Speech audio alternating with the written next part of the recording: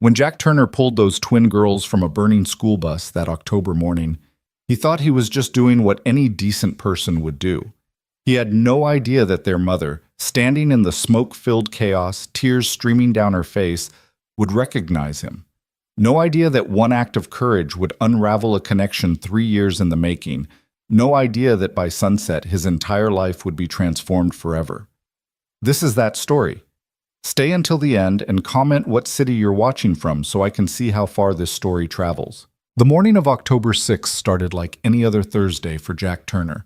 His alarm went off at 5:47 a.m., 13 minutes before it needed to, because the snooze button had become part of his morning ritual.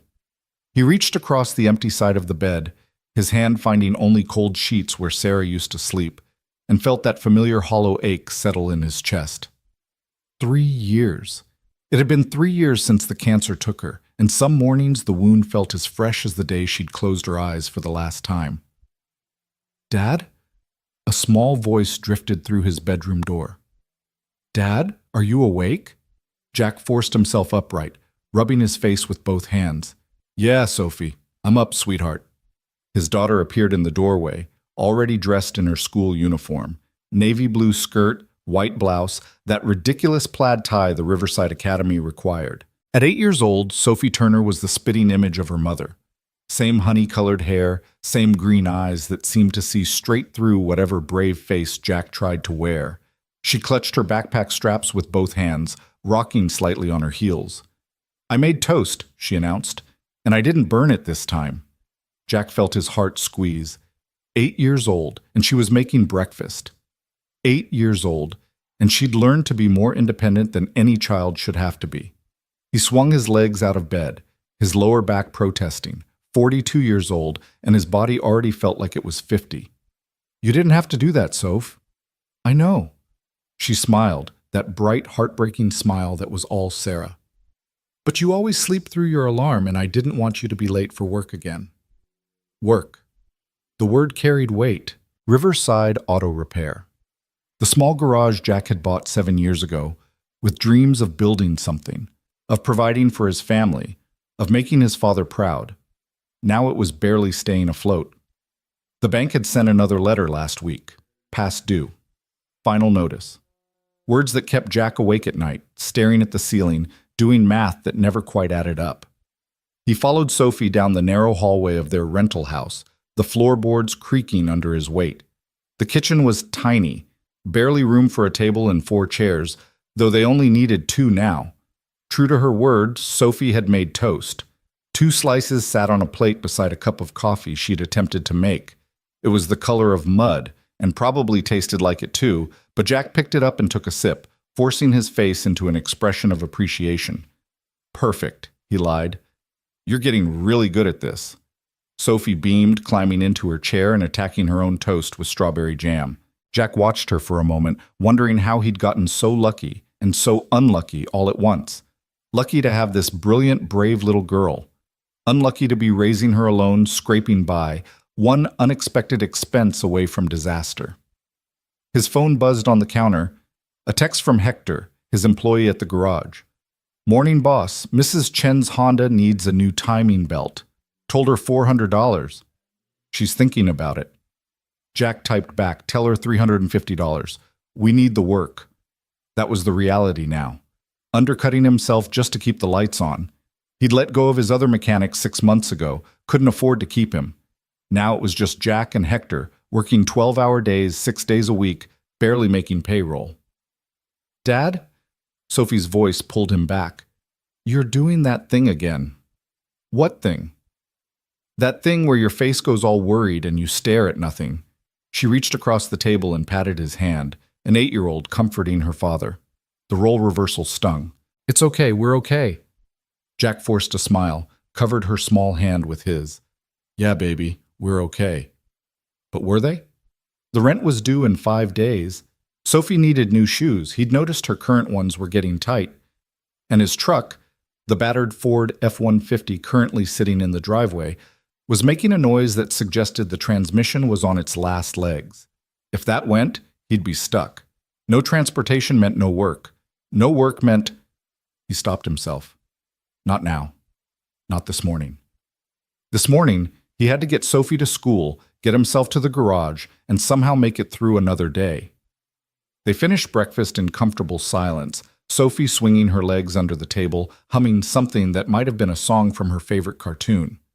Jack washed the dishes, all four of them, and grabbed his keys from the hook by the door. "Ready?" he asked. Sophie shouldered her backpack, nearly toppling backward from its weight. "Ready. Oh, Dad, don't forget, today's the recital." Jack's mind went blank. "The what?" "The recital." Sophie's eyes went wide with that particular panic children get when parents forget important things. "The fall concert. I'm playing Fur-Elise on the piano. I told you like 100 times." Shit. He had forgotten, completely forgotten. Between the bills and the work and the constant grinding stress, it had slipped through the cracks of his exhausted brain. "Right," he said quickly, crouching down to her level. "The recital. Of course. What time?" 10 o'clock, in the auditorium. Mrs. Patterson said parents should be there by 9:45. Jack did the math. It was 7:20 now. If he dropped Sophie at school, got to the garage by 8, he could put in a couple hours of work, then leave at 9:30. It would work. It had to work. "I'll be there," he promised, holding up his pinky. "Pinky swear." Sophie locked her pinky with his, the sacred contract of childhood. "You promise, promise?" "Promise, promise." The drive to Riverside Academy took 15 minutes through town. Riverside, Indiana, population 8,000, the kind of place where everyone knew everyone else's business, where the biggest excitement was usually high school football games and the annual 4th of July parade. Jack had grown up here, left for a few years to work in Indianapolis, then came back when Sophie was born. Sarah had wanted their daughter to grow up somewhere safe, somewhere small, somewhere with real community. He wondered what she'd think now, watching him struggle to keep their daughter's world from falling apart. Sophie chattered the whole drive, talking about her friend Emma, who could do a cartwheel, about the book she was reading for English class, about how Mr. Reeves, the math teacher, had accidentally called the principal Mom yesterday, and everyone laughed. Jack listened, making appropriate sounds, loving the sound of her voice even as his mind spun through the day's challenges ahead. They were approaching the railroad crossing on the eastern edge of town, the crossing where the old freight line cut through, rarely used anymore, when Jack's phone rang. The caller ID showed Hector. He put it on speaker. "Yeah, what's up?" "Boss, we got a problem." Hector's voice was tight with stress. "That inspection we did on the mayor's Escalade? Found a cracked engine mount. Whole thing's about to go. And the brake lines are—" "How much?" Jack interrupted. "Parts and labor, $2,000, maybe $2,500. Jack's stomach dropped. The mayor, Tom Bridges, was not a patient man. He was also not a man who liked spending money. And he was definitely not a man Jack could afford to piss off, not when the garage's business license renewal was coming up. "Tell him I'll call him in an hour," Jack said. "I'll figure something out." He ended the call, gripping the steering wheel tighter. $2,000. Where the hell was he supposed to— "Dad, stop!" Sophie's scream cut through his thoughts like a blade. Jack's foot slammed on the brake instinctively, and the truck lurched to a halt. They were at the crossing. The barriers were up, no train in sight, but Sophie was pointing, her face white with terror. "Dad, look!" That's when Jack saw it. A school bus, one of the big yellow buses that ferried kids from the northern farms into town, was barreling toward the intersection from the perpendicular road. But something was wrong, terribly wrong. The bus was moving too fast, weaving slightly, and as Jack watched in mounting horror, it tried to make the turn onto the crossing road. It didn't make it. The bus tipped. Jack heard the screech of metal, the explosive bang of tires blowing, and then the entire vehicle rolled onto its side with a crash that seemed to shake the earth. It slid across the asphalt like a wounded animal, sparks flying from the grinding metal, and came to rest half in the ditch, half on the road. For one suspended second, there was silence. Then the screaming started. "Stay here!" Jack barked at Sophie, already throwing open his door. "Stay in the truck, you hear me? Don't move!" He was running before his brain fully caught up with his body. His volunteer firefighter training, 6 years of Thursday night sessions at the station, The certification he'd earned more as a community service than anything else kicked in like muscle memory. The bus lay on its driver's side, windows shattered, the yellow paint scraped and dented. Black smoke was beginning to curl from the engine compartment, not thick yet, but growing fast. Jack's stomach went cold. He'd seen enough vehicle fires to know what came next. Flame. Help! A voice from inside the bus, young, terrified. Help us, please! Jack reached the bus, his boots crunching on broken glass. Through the shattered windshield, he could see the driver slumped over the wheel, blood on his face. Behind him, in the cabin, chaos. Maybe 15 kids, ranging from kindergarten to middle school, some thrown from their seats, some trapped by the angle of the overturned bus. And in the back, pressed against the now upward-facing windows, he saw them. Twin girls. Maybe 6 years old. Identical, same dark hair and pigtails, same purple backpacks, same wide, terrified eyes. They were trapped in the corner where the bus body met the roof, and below them, Jack could see the orange glow starting to build. Fire. Okay, Jack muttered to himself, forcing his breathing steady. He grabbed the emergency door, the one on the roof, now on the side, and pulled the release handle. Nothing. The impact had jammed it. He pulled harder, muscles straining, but the door wouldn't budge. The smoke was getting thicker. Inside, kids were crying, coughing. Someone was calling for their mom. Jack looked around frantically. A rock, a piece of rebar, anything. His eyes landed on a section of fractured asphalt near the ditch. He grabbed it, hefted its weight, maybe 20 pounds of broken concrete, and slammed it into the door's window. The glass spiderwebbed but didn't break.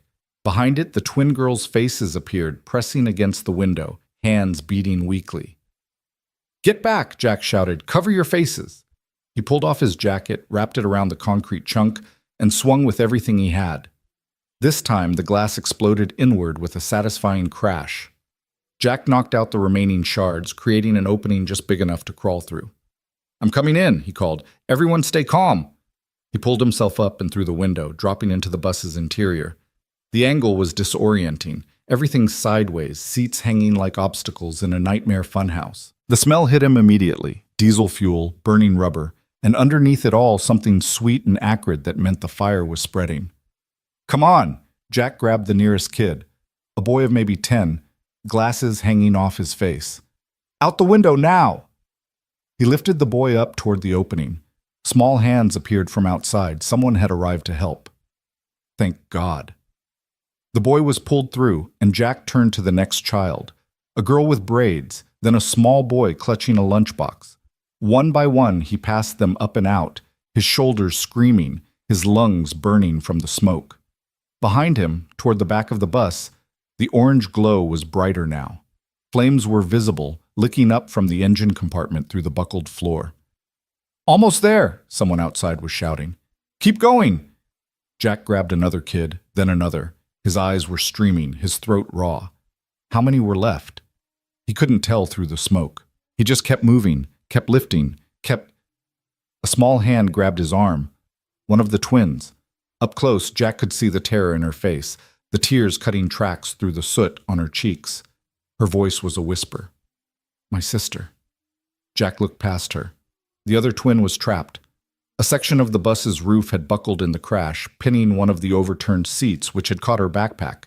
She was pulling frantically, but the angle and her size meant she couldn't generate enough force to break free. And the fire was right below her, flames now visible through the floor panels, heat radiating up in waves. "Okay, sweetheart, I got her." Jack pushed the first twin toward the window. "You climb up, right now. Go!" She hesitated, looking back at her sister. "But now!" Jack's command voice, the one he'd learned from his father, the one that brooked no argument, and the girl obeyed, scrambling toward the opening. Jack turned to the trapped twin. The fire was maybe 6 feet away, spreading fast along spilled diesel fuel. He could feel the heat on his face, feel his skin tightening. No time. No time for finesse. He grabbed the seat frame that had the girl's backpack caught and pulled. Nothing. The metal was wedged tight, caught on another seat. The girl whimpered, pulling helplessly at her backpack straps. "Forget the bag," Jack said, already reaching for her. Arms out of the straps, honey. Come on. But her hands were shaking too badly.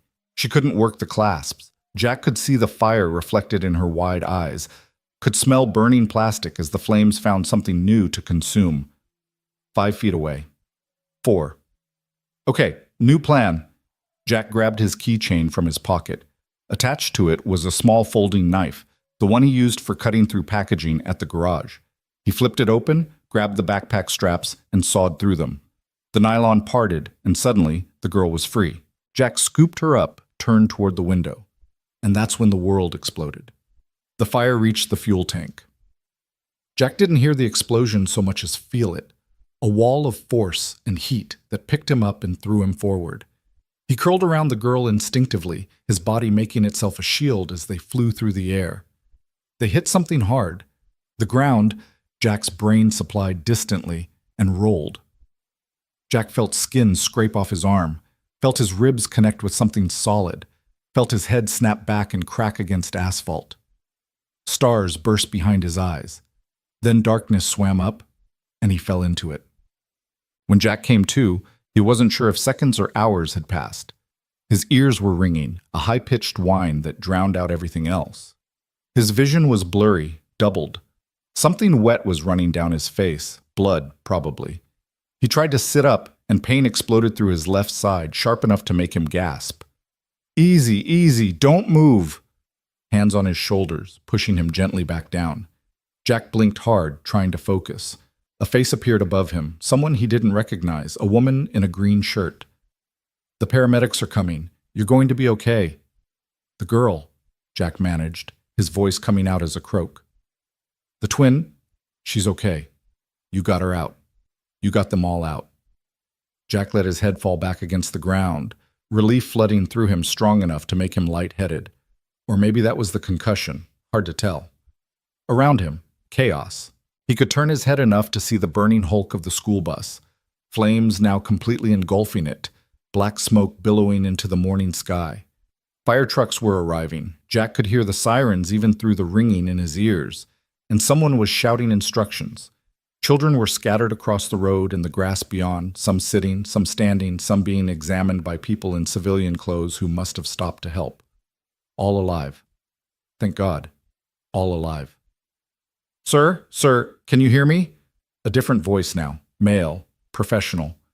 A paramedic, Jack realized, as his vision cleared enough to make out the blue uniform. Can you tell me your name? Jack Turner, he said. His tongue felt thick, his mouth full of copper. I was just driving by and the bus... You did good, Jack. The paramedic was doing something to Jack's arm, wrapping it. Real good, but you're hurt. We need to get you transported. I'm fine. Jack tried to sit up again, and again the pain in his ribs made him reconsider. Just my daughter, Sophie. She's in my truck. I left her. The little blonde girl? She's okay. One of the deputies is with her. Jack's eyes found his F-150, still parked where he'd left it on the other side of the crossing. Through the windshield, he could see Sophie's face pressed against the glass, watching. Even from here, he could see she was crying. I need to... Jack started. You need to lie still, the paramedic said firmly. You've got burns, possible broken ribs, definitely a concussion. You're not walking anywhere, Mr. Turner. As if to prove the point, Jack's vision chose that moment to swim again, the world tilting sideways. He felt himself being lifted, being moved onto something flat and firm. A backboard, his distant medic training supplied. Straps went across his chest and legs, securing him. The driver, Jack said. The bus driver, is he... Being transported to County General. He had a seizure, we think. That's what caused the crash. The paramedic's face appeared above Jack again, shining a light in his eyes. Jack winced. Follow my finger. Good. Other eye. Good. The stretcher was moving now, being wheeled toward an ambulance. Jack caught fragments of the scene around him. A fire chief shouting orders, water arcing through the air onto the burning bus, someone with a camera, probably local news. And everywhere, people staring at him with expressions he couldn't quite parse. The stretcher stopped. Jack found himself looking up at a woman he didn't recognize. She was in her late 30s, maybe, dressed in a business suit that was now covered in dust and ash. Her dark hair was pulled back in a ponytail, and her face was streaked with tears. "You," she said, her voice breaking. "You saved them. You saved my babies." Babies. Jack's foggy brain made the connection. The twins. "Are they okay?" he asked. "I got them out, but they're fine, thanks to you." The woman's hand covered her mouth, her shoulders shaking. I can't. How do I even thank you for—" "Ma'am, I'm sorry, but we need to go." The paramedic's hand on her shoulder, gentle but firm. "You can see him at the hospital." The woman nodded, stepped back. Jack saw her turn, saw two small figures in purple backpacks running to her, saw her drop to her knees and gather them into her arms. The twins. All three of them crying, holding each other like the world might try to tear them apart again. Then the ambulance doors were closing, and the scene disappeared from view. The siren wailed to life, and Jack felt the vehicle begin to move. He closed his eyes, suddenly exhausted beyond measure. "Hang in there, Mr. Turner," the paramedic said, adjusting something on the IV line Jack hadn't realized he'd been given. "You're a hero today, a real hero." But Jack didn't feel like a hero. He felt like a father who'd left his daughter alone in a truck, who'd forgotten her recital, who couldn't pay his bills. He felt like a man who'd gotten lucky. Lucky he'd been there, lucky he'd acted fast enough, lucky the explosion hadn't killed him. Lucky and so tired. "Sophie," he mumbled, "I need to— She's supposed to play piano today. Für Elise. I promised I'd be there. I'm sure they'll understand, given the circumstances." The paramedic's voice was kind, patient. "Don't worry about that right now. Just rest." Rest. As if he could. As if his mind could stop spinning through the implications. Missed work, medical bills he couldn't afford, Sophie scared and alone. The hit just kept coming, didn't they? Every time Jack thought he had his feet under him, every time he thought maybe they'd be okay, the universe found a new way to knock him down. But those kids were alive. The twins were with their mother. The bus driver would probably survive. That had to count for something, right? That had to— Jack's thoughts scattered as the pain medication in the IV kicked in, pulling him down into darkness. His last conscious thought was of Sophie's face against the truck window and the promise he'd made her. The promise he'd broken. Again. The next few hours existed in fragments for Jack. Bright lights, voices, hands prodding his ribs. Broken, definitely broken. 3 of them, according to someone in scrubs. More lights, brighter this time, as they checked his pupils again and again. Someone asking him questions. "What's your name? What day is it? Who's the president?" Jack answering automatically, his voice sounding far away even to himself. Somewhere in there, a doctor, young, female, with kind eyes, telling him he was lucky. Second-degree burns on his arms and back, but nothing that wouldn't heal. The ribs would hurt like hell for a few weeks, but would mend. The concussion was mild, all things considered. He'd need to rest, take it easy, come back for follow-ups. Lucky. There was that word again. When Jack finally surfaced to something resembling full consciousness, he found himself in a hospital room. Not the ER, an actual room with a bed and monitors and a window showing afternoon light. How long had he been out? He turned his head, carefully, because even that small movement sent lightning through his skull, and found Sophie. She was asleep in the chair beside his bed, curled up like she used to curl up in Sarah's lap, her blonde hair falling across her face. Someone had given her a blanket, one of those thin hospital blankets that never kept anyone warm, and she'd wrapped it around herself like armor. Jack's throat tightened. He'd put that look on her face, the tear-stained, exhausted look of a child who'd been scared out of her mind. She didn't want to leave. A new voice, male, familiar. Jack looked toward the door and found Hector standing there, his work coveralls still on, grease under his fingernails. "Been here since they brought you in. Watched the whole surgery on your arm through the window like a little guard dog." "Hector," Jack's voice came out as a rasp. What am I doing here? Making sure you're not dead, boss." Hector stepped into the room, pulled up another chair. He was a big man, Hector Reyes, 6'3", built like he worked with his hands because he did. He'd been with Jack for 4 years, loyal through all the rough patches, never complaining when paychecks came late. Half the town's in the waiting room. Mrs. Chen brought tamales. The mayor sent flowers. The mayor... Jack started to laugh, then stopped because it hurt too much. His Escalade, already taken care of. Hector waved a dismissive hand. Pulled the engine mount, replaced it, did the brake lines, called in a favor from Jimmy at the parts shop. Mayor picked it up an hour ago, seemed happy. Jack stared at him. How did you... We don't have the money for... I covered it. Hector shrugged like it was nothing, like he hadn't just spent money Jack knew he didn't have to spare. You can pay me back whenever, or don't. Doesn't matter. Hector? Jack. Hector leaned forward, his expression serious. You pulled kids out of a burning bus this morning. One of them was Mayor Bridges' nephew. Did you know that? The kid with the glasses, first one you got out. That was Tyler Bridges.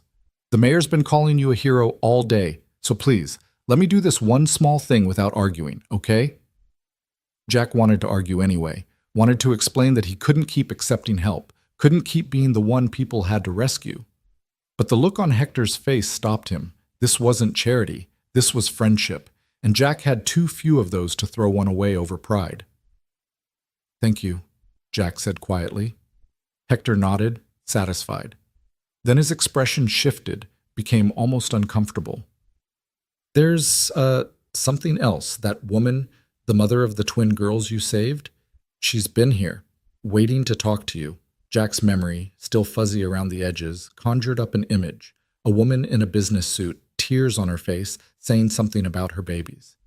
Is she in the waiting room, though, with about 100 other people, but she's been persistent. Told the nurses she'd wait all day if she had to. Hector paused. She's got security with her, like actual bodyguards. And she arrived in a car that costs more than your garage, so I'm thinking maybe she's somebody? Before Jack could process this, Sophie stirred. Her eyes opened, and for a moment she looked confused, disoriented. Then she saw Jack awake and watching her, and her face crumpled. Dad! She launched herself from the chair onto the bed, and Jack bit back a groan as her weight hit his broken ribs. But he wrapped his arms around her anyway, pulled her close despite the pain, because this was his daughter, and she'd been terrified, and that mattered more than a few broken bones. I'm okay, Soph, he whispered into her hair. I'm okay, baby. I'm sorry I scared you. You jumped into a fire, Sophie said, her voice muffled against his hospital gown. You jumped into a fire and then it exploded and I thought, shh, I'm okay. Look. Jack held her back slightly so she could see his face. I'm fine. Just some bumps and bruises. I'll be home tomorrow probably. The doctor said 3 days minimum, Hector interjected. Observation for the concussion. Sophie pulled back, wiping her eyes with the back of her hand. I saw the whole thing. You were so brave, Dad. You saved all those kids. I was just doing what anyone would. No. Sophie's voice was firm, surprisingly adult. Not anyone. You. You did that. She paused, then added quietly, Mom would be proud. And there it was, the knife straight to Jack's heart. Sarah would be proud. Sarah, who'd made Jack promise on her deathbed to take care of their daughter, to keep her safe, to give her a good life. Sarah, who'd believed Jack was capable of more than he believed himself. Yeah, Jack managed. Yeah, she would be. A knock at the door interrupted them. A nurse poked her head in, not the young one from before, but an older woman with graying hair and a no-nonsense expression. Mr. Turner, you have a visitor. She's been quite insistent. The nurse's tone suggested she'd been dealing with quite insistent for several hours now. Are you up for company?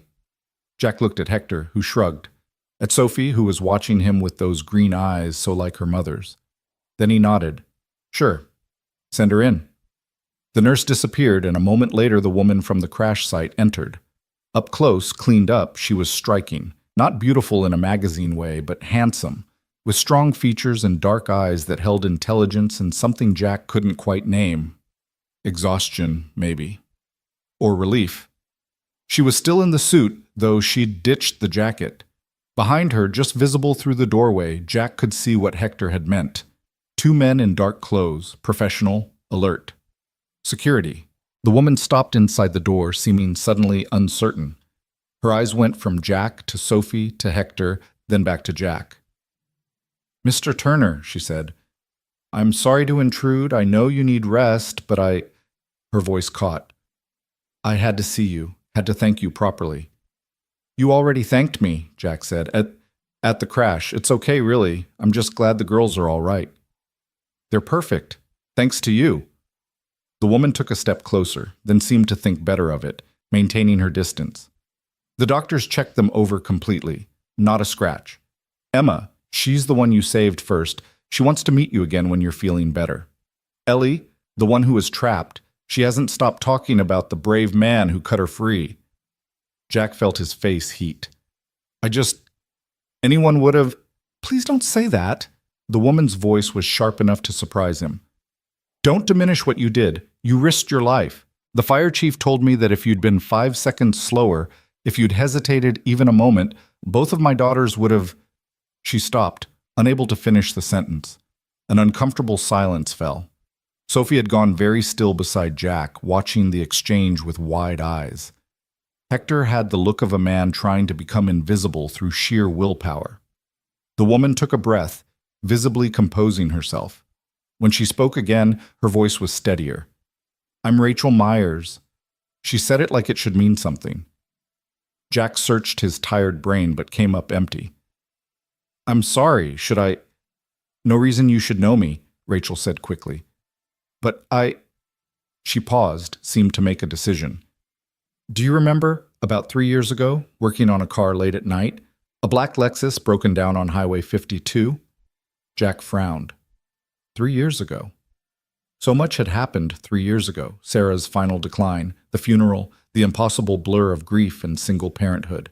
But yes, now that she mentioned it, there was something.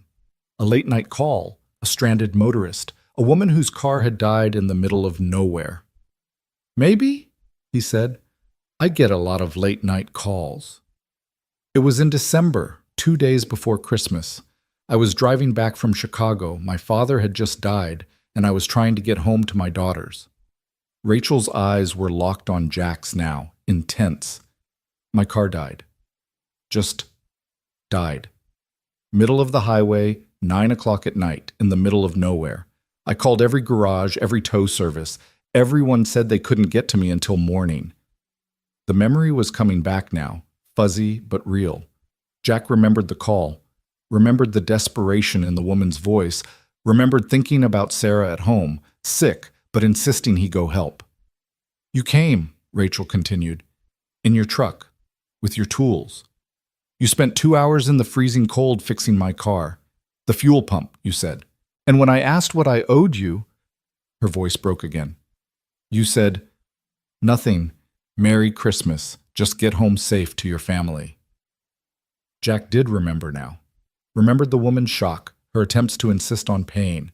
Remembered driving home thinking about how Sarah would have been proud of him for helping. How she'd always said that kindness was the only thing that really mattered in the end. "I couldn't accept money for that," Jack said. "Not right before Christmas. Not from someone who just lost their father. And today, you saved my children's lives." Rachel's hands were clasped in front of her, knuckles white. 3 years ago, you got me home to them when no one else would help. Today, you made sure I still have them to go home to. Do you understand what that means? Do you understand that I owe you everything?" "You don't owe me anything," Jack said, starting to feel uncomfortable with the intensity of her gratitude. "Really, I was just being who you are." Rachel smiled, though tears were streaming down her face now. "Just being a good man who helps people, but Mr. Turner, Jack, some of us don't forget that. Some of us spend 3 years trying to find a man who wouldn't take payment for his kindness, hoping for a chance to pay him back." She reached into her pocket and pulled out a business card, stepped forward and placed it on the rolling table beside Jack's bed. He picked it up, squinted at it. "Rachel Myers, CEO, Myers Industries, Indianapolis." "In." Jack looked up sharply. Myers Industries. Even in his concussed state, he knew that name. Everyone in Indiana knew that name. They were, manufacturing? Tech? Something big. something that employed thousands of people and had their name on buildings. You're, he started. Yes, Rachel said simply, and I want you to work for me. The room went very quiet. Even the beeping monitors seemed to pause. Jack stared at Rachel, certain he'd misheard. I'm sorry, what? I want you to work for me. Rachel's voice was steady now, businesslike. We're launching a new division, Emergency Response and Safety Systems. I've been trying to find the right person to run it for months. Someone who understands real risk, real stakes, someone who acts instead of just talking about action. She gestured at Jack. Someone exactly like you. I'm a mechanic, Jack said. I fix cars. I'm not qualified to buy. You're a volunteer firefighter with 6 years of certification. You have management experience running your own business. And today you proved you have the courage and decisiveness we need. Rachel pulled out another card, wrote something on the back, and placed it with the first. This is my personal cell phone. Think about it. When you're ready, call me. Jack's head was spinning, and not just from the concussion. Miss Myers, I appreciate the offer, but nothing. Just think about it. Rachel turned to leave, then stopped. Oh, and Jack, your medical bills from today, they're taken care of. What? No, you can't. I can, and I did. The hospital has been instructed to send all bills to my office. Consider it a thank you. She smiled, the first genuine smile Jack had seen from her. You gave me back my daughters. This is the least I can do. And then she was gone, her security detail falling in behind her, leaving Jack staring at 2 business cards and trying to process what had just happened. Did that just happen? Hector asked, breaking the silence. Did a billionaire just offer you a job? I think so, Jack said faintly. Sophie was staring at the cards like they might explode. Dad? What does this mean? What did it mean? Jack's exhausted brain tried to work through it. A job. A real job, with what was probably a real salary. Medical bills paid. A future that didn't involve barely scraping by, month after month, always one disaster away from losing everything. A chance. I don't know, Soph, Jack said honestly. I really don't know. But as he lay there in the hospital bed, broken ribs aching, burns throbbing, head pounding, Jack Turner allowed himself to feel something he hadn't felt in 3 long years. Hope. The hospital discharged Jack 3 days later, against his protests that he was fine after day 1.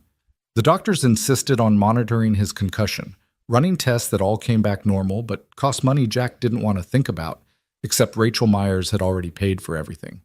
That fact sat uncomfortably in Jack's chest, a weight he couldn't quite process. He wasn't used to accepting help, wasn't used to anyone swooping in to fix his problems. Sophie had stayed with Mrs. Chen during those 3 days, their elderly neighbor who'd known Sarah and had a soft spot for Sophie.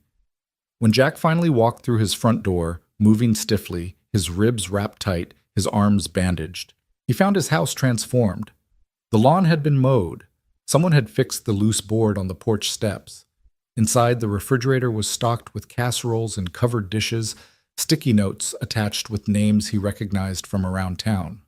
The Johnsons, the Patels, the Rodriguez family. Everyone wanted to help, Sophie explained, hovering near him like she was afraid he might collapse. Mrs. Chen organized it. She said heroes deserve to come home to a clean house. Jack didn't feel like a hero. He felt like a man with broken ribs who'd gotten lucky, who'd done what anyone with a pulse and a conscience would do. But Sophie was looking at him with such pride, such fierce love, that he just pulled her into a careful hug and said, "That was really nice of them." That first week back was strange. People recognized Jack everywhere he went, at the grocery store, the gas station, even at Sophie's school when he dropped her off. They'd stop him, shake his hand, thank him for what he'd done. The local paper had run a front-page story. Local mechanic saves 15 children from burning bus. They'd used an old photo of Jack from the volunteer fire department, and he looked younger in it, less worn down by life. Hector ran the garage solo while Jack recovered, refusing to accept any argument. Doctor said no heavy lifting for 3 weeks, Hector had said firmly. So you're staying home. I've got this. But staying home meant Jack had time to think. Time to look at those 2 business cards Rachel Myers had left, still sitting on his kitchen counter where he'd placed them after coming home. Time to wonder if the offer had been real or just gratitude talking. something she'd forget about as soon as the adrenaline faded. On the 8th day after the accident, Jack's phone rang. Unknown number. Hello? Mr. Turner, this is Caroline Fletcher, assistant to Ms. Rachel Myers. The voice was professional, clipped, efficient. Ms. Myers wanted me to follow up regarding her employment offer. Would you be available for a meeting this Friday at 10 a.m. at our Indianapolis headquarters? Jack's heart rate kicked up, so it was real. Yes, I could do that. Excellent. I'll email you the details and arrange for a car to pick you up. A car? No, that's not necessary. I can drive myself. Ms. Myers insists. The address is being sent to your email now. We'll see you Friday, Mr. Turner. She hung up before Jack could protest further. He stared at his phone, feeling like he'd been swept up in a current he couldn't control. A car. A meeting at headquarters. This was real. This was actually happening. Sophie found him still staring at his phone 20 minutes later. Dad? You okay? I have a job interview, Jack said, the words sounding surreal even as he spoke them. Friday, in Indianapolis. Sophie's eyes went wide. With the lady? The one whose kids you saved? Yeah, with Rachel Myers. Are you going to say yes? Sophie climbed onto the chair across from him, swinging her legs. If she offers you a job, I mean? Jack didn't know how to answer that. The smart thing, the safe thing, would be to say yes immediately. A stable job with benefits, a real salary, maybe even health insurance that didn't cost half his income. It was everything he'd been struggling toward for 3 years. But it also meant leaving the garage. The garage he'd built, the business that had been his dream, the place where he'd worked alongside Sarah in the early days, where she'd kept the books and answered phones while pregnant with Sophie. Letting it go felt like letting go of her all over again. I don't know, baby, Jack said honestly. It's complicated. Sophie was quiet for a moment, her expression thoughtful in that way that made her seem older than 8. Mom would want you to be happy, she finally said. She told me that before she died. She said the most important thing was that we were happy. Jack's throat tightened. She said that? Yeah, when you weren't in the room. Sophie's voice got very small. She said sometimes being happy means letting go of things that hurt, even if you love them. The wisdom of it hit Jack like a physical blow. Sarah had known. Of course she'd known. She'd known how hard Jack would struggle to keep the garage running, how he'd hold on to it out of stubbornness and grief rather than practical sense. You're pretty smart, you know that? Jack managed. Sophie grinned, suddenly 8 years old again. I get it from you. Definitely from your mom, Jack corrected, but he was smiling. Friday arrived faster than Jack expected. He wore his only suit, the same one he'd worn to Sarah's funeral, now slightly too big because he'd lost weight over the past 3 years. At 9:30 sharp, a black town car pulled up outside his house. Not a limo, thank God, but still nicer than any car Jack had ever been inside that he wasn't fixing. The driver was a professional, older gentleman who made no comment about Jack's obvious discomfort with being driven. The ride to Indianapolis took an hour, and Jack spent most of it staring out the window, watching farmland give way to suburbs, then to the city proper. Myers Industries occupied a sleek glass building in the downtown business district, 15 stories of modern architecture that looked like something from a magazine. Jack felt profoundly out of place as he walked through the lobby, his work-worn hands and weathered face standing out among the young professionals in their expensive suits. Caroline Fletcher met him at reception, a woman in her 50s with silver hair and a manner that was simultaneously warm and intimidating. Mr. Turner, welcome. Miss Myers is expecting you. She led him to an elevator, up to the 14th floor, down a hallway with floor-to-ceiling windows offering views of the city. Jack tried not to gawk. Finally, Caroline stopped at a door, knocked once, and opened it. Mr. Turner is here, Ms. Myers. Send him in. Thank you, Caroline.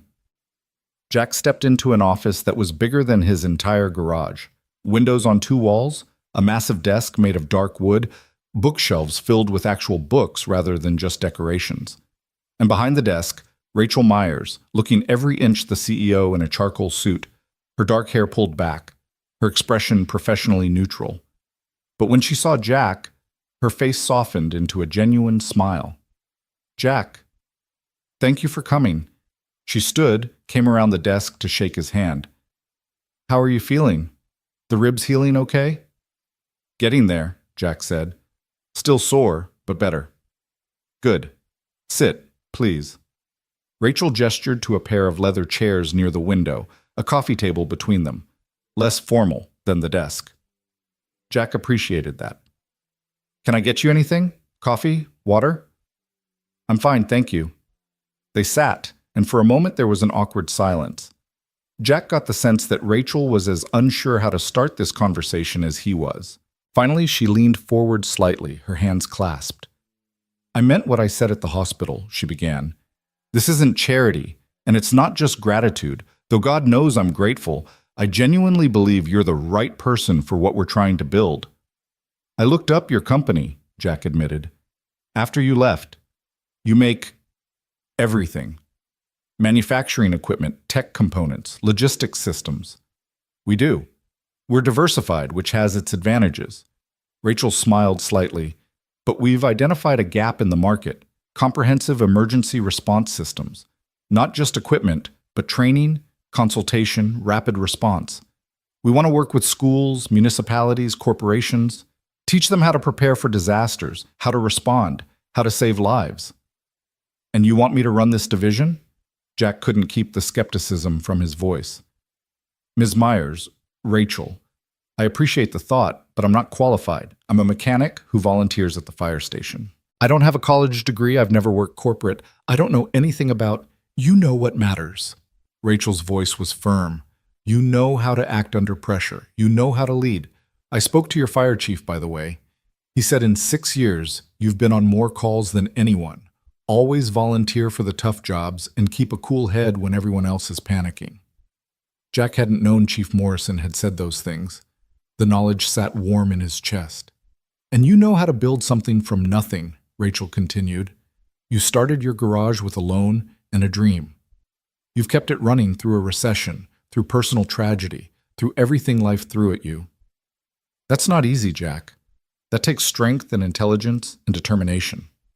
It takes desperation, Jack corrected quietly. I kept the garage running because I had no choice. Because my daughter needed food and a roof over her head, which makes you exactly the kind of person I want running this division. Someone who understands what's at stake. Someone who knows that failure isn't an option.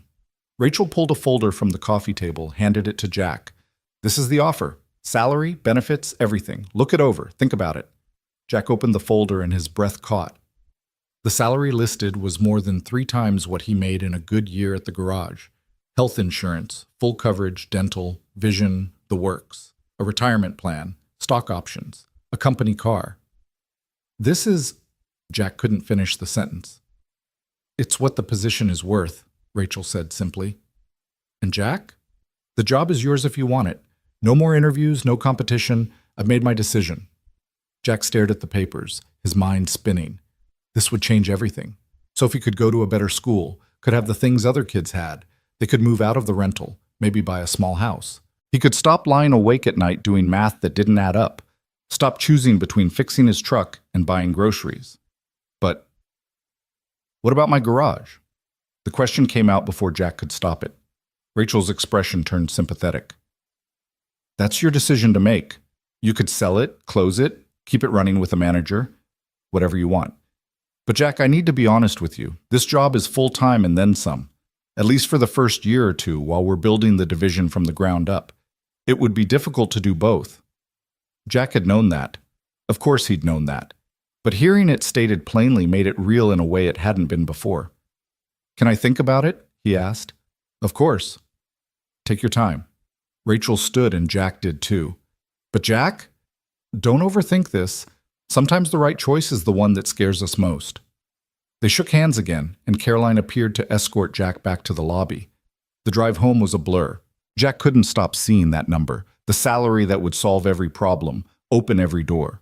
When he got home, Hector was waiting on his porch, 2 beers in hand. He offered one to Jack without a word. They sat on the steps, watching the afternoon sun paint the street gold. And Jack told him everything. So, Hector said when Jack finished, you're taking it, right? I don't know. Jack, Hector turned to look at him. Brother, I love you, but you're an idiot if you don't take this job. The garage is barely breaking even, has been for 2 years. You know it, I know it. Hector's voice was gentle but firm. You've been killing yourself trying to keep it alive, and I get it, man. I do. Sarah loved that place. But she's gone, Jack. She's not coming back. And keeping the garage won't bring her back. Jack flinched. It was the truth, brutal and hard, and Hector was the only person who could say it to him like that. What happens to you if I leave? Jack asked. Jack? The garage. We'll be fine. I'll find another job. Hell, maybe I'll buy the place from you if you want to sell. Been thinking about going into business for myself anyway. Hector grinned. Turner and Reyes Auto Repair has a nice ring to it. Reyes and Turner, Jack corrected automatically, and they both laughed. That night, Jack sat with Sophie at the kitchen table. He showed her the offer, explained what it meant. She read through it carefully, her young face serious. That's a lot of money, she said. It is. We could get a house with a yard, and maybe a dog? Despite everything, Jack smiled. Maybe a dog? Sophie was quiet for a long moment. Then she said, Are you scared? The question surprised him with its perceptiveness. Yeah, Jack admitted. Yeah, I'm scared. Of what? Of failing, of not being good enough, of letting people down. Jack paused. Of letting your mom down. Sophie reached across the table and took his hand, her small fingers squeezing his calloused ones. Dad, you could never let Mom down. She loved you. She thought you were the best person in the world. She was biased, Jack said, his voice rough. She was right. Sophie's green eyes, Sarah's eyes, were fierce. And I think you should take the job. I think you should do something that makes you happy instead of something that makes you sad. The garage doesn't make me sad. Yes, it does. I see your face when you come home. I hear you worrying about money. Sophie's voice cracked slightly. I don't want you to be sad anymore, Dad. I want you to be happy, even if it means letting go. And there it was again. That wisdom beyond her years, that understanding that shouldn't exist in an 8-year-old but did because she'd lost her mother and grown up too fast. Jack pulled his daughter into his arms, held her tight despite his aching ribs. When did you get so smart? I told you. I get it from you. That night, after Sophie was asleep, Jack sat alone in the dark kitchen. He thought about Sarah, about the dreams they'd had, about the life they'd planned. He thought about the garage, about every hour he'd put into it, every car he'd fixed, every customer he'd helped. And he thought about the future, Sophie's future, specifically. The opportunities this job could give her, the stability, the security, the chance at a life where she didn't have to worry about money, didn't have to see her father stressed and exhausted, didn't have to grow up too fast because there was no other choice. Jack picked up his phone, found Rachel Meyer's card, and dialed the number before he could change his mind. She answered on the second ring. Jack? I'll take the job, he said. If the offer's still open, I'll take it. There was a pause, then Rachel's voice came back warm with relief. It's open. Welcome to Myers Industries, Jack. After they hung up, Jack sat for a long time in the silence. He felt like he was standing on the edge of a cliff, about to jump, unsure if he'd fly or fall. But for Sophie, he'd risk the fall. The next few weeks moved like a freight train. Jack officially accepted the position, signing contracts that made his head spin. He met with lawyers Rachel provided to help him sort out the garage. In the end, Hector did buy it, with financing Rachel arranged through one of Myers Industries' partner banks. The sale price was fair, enough to pay off Jack's debts and put a little in savings. The hardest part was the last day. Jack stood in the garage one final time, the space he'd built with his own hands, where he'd worked beside Sarah, where he'd taught himself to be a businessman even though he'd never planned to be one. The smell of motor oil and metal, the scattered tools, the calendar still showing last month's date. Hector found him there, standing in the middle of the empty bay. You okay, boss? Yeah. Jack's voice was rough. Just saying goodbye. Hey! Hector clapped him on the shoulder. You're not saying goodbye. You're saying, see you later.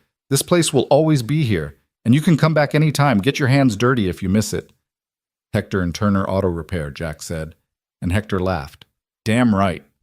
They locked up together, and Jack handed over the keys. As he drove away, he didn't let himself look back in the rearview mirror. Forward. He had to keep looking forward. Myers Industries set Jack up with an office on the 14th floor, 3 doors down from Rachel's. It felt absurd. Jack Turner, mechanic, with his own office, his own assistant, his own parking space. The first day, he showed up in jeans and a button-down shirt, only to find that Rachel had arranged for a corporate wardrobe consultation. By the end of the week, he owned 5 suits and felt ridiculous in all of them. "You look fine," Rachel said, catching him adjusting his tie for the 100th time outside a conference room. Professional, confident. "I look like I'm playing dress-up," Jack muttered. "Then fake it until you don't." Rachel smiled. "That's what we all do, Jack. Every single person in this building is faking something. You just fake it better than most because you've actually done real things." The work was overwhelming at first. Jack was tasked with building the emergency response division from nothing. Hire a team, develop training protocols, reach out to potential clients, create a business plan. He'd never done any of it before, but Rachel paired him with experienced people from other divisions, gave him resources, and most importantly, trusted him to figure it out. Jack threw himself into the work with the same determination he'd applied to keeping the garage alive. He studied emergency response systems, took online courses in business management, spent hours on the phone with fire chiefs and school administrators and corporate safety officers. He hired his first employee, a former EMT named Diana, who had a gift for curriculum development. Then a second, a third. By the end of the first month, Jack had a team of 5 in a preliminary training program. By the end of the second month, they'd landed their first client, a school district in southern Indiana that wanted comprehensive emergency training for all their staff. And through it all, Rachel was there. Not hovering, not micromanaging, but available. She'd stop by Jack's office with coffee, ask how things were going, offer advice when he was stuck. They fell into an easy working relationship, professional but warm, built on mutual respect. It was during one of these coffee visits, 6 weeks into Jack's tenure, that Rachel brought up something different. "I wanted to thank you," she said, settling into one of the chairs across from Jack's desk. Jack looked up from the training manual he'd been reviewing. "For what?" "For not making this weird." Rachel gestured vaguely at the office, at the company. "You could have.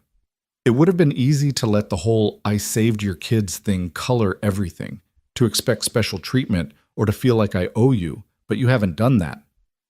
"You gave me a job," Jack said. "A good job that I'm trying very hard not to screw up. That's payment enough." "That's what I mean. You see this as a job, not a favor. You're earning your place here." Rachel paused, seemed to consider her next words. "Emma and Ellie ask about you, you know. They want to meet you again, properly, when you're not bleeding and concussed." Jack felt his chest tighten.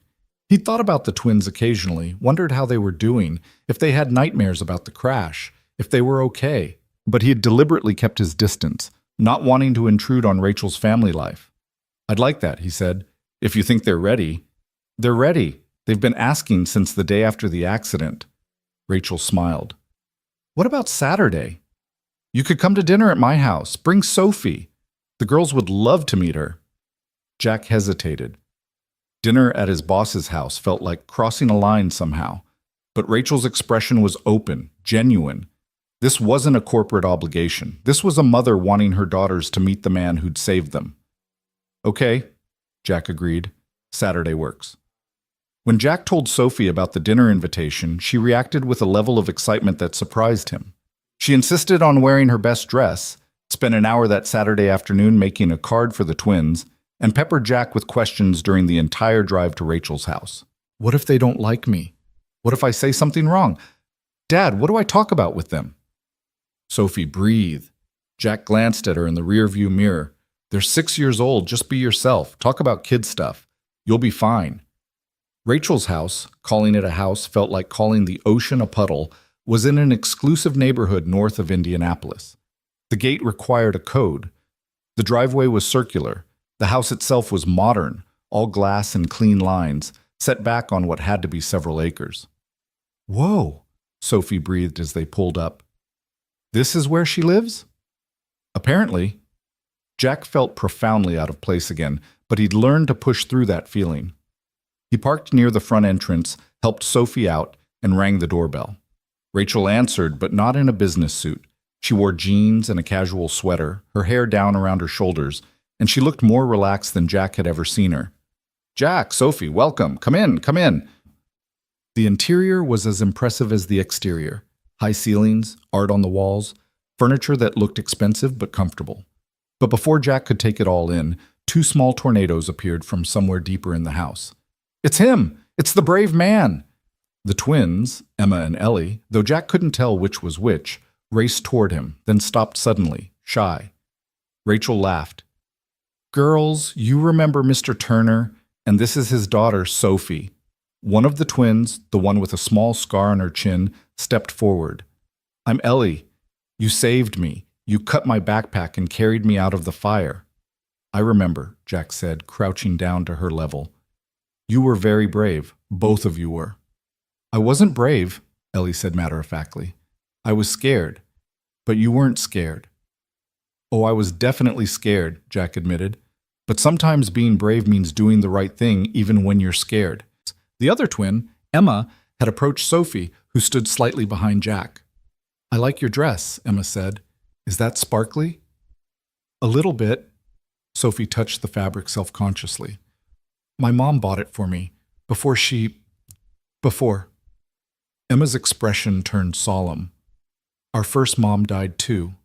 We don't remember her much, but Rachel adopted us when we were 3, and she's our mom now." Jack glanced up at Rachel in surprise. She gave him a small, sad smile that explained volumes. "I didn't know," Jack said quietly as the girls led Sophie toward what appeared to be a playroom. "Why would you?" Rachel gestured for Jack to follow her toward the kitchen. "It's not exactly something that comes up in business meetings. But yes, I adopted the girls 3 years ago.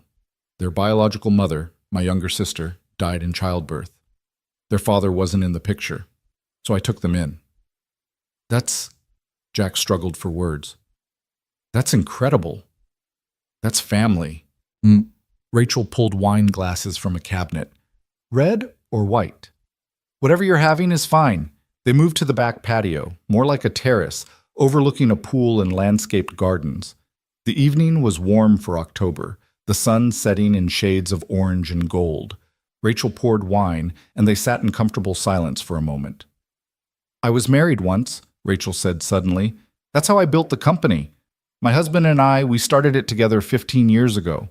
He was the engineer, I was the business mind. We were going to change the world." Jack heard the past tense. "What happened?" "He left. 6 years ago, when the company started really taking off.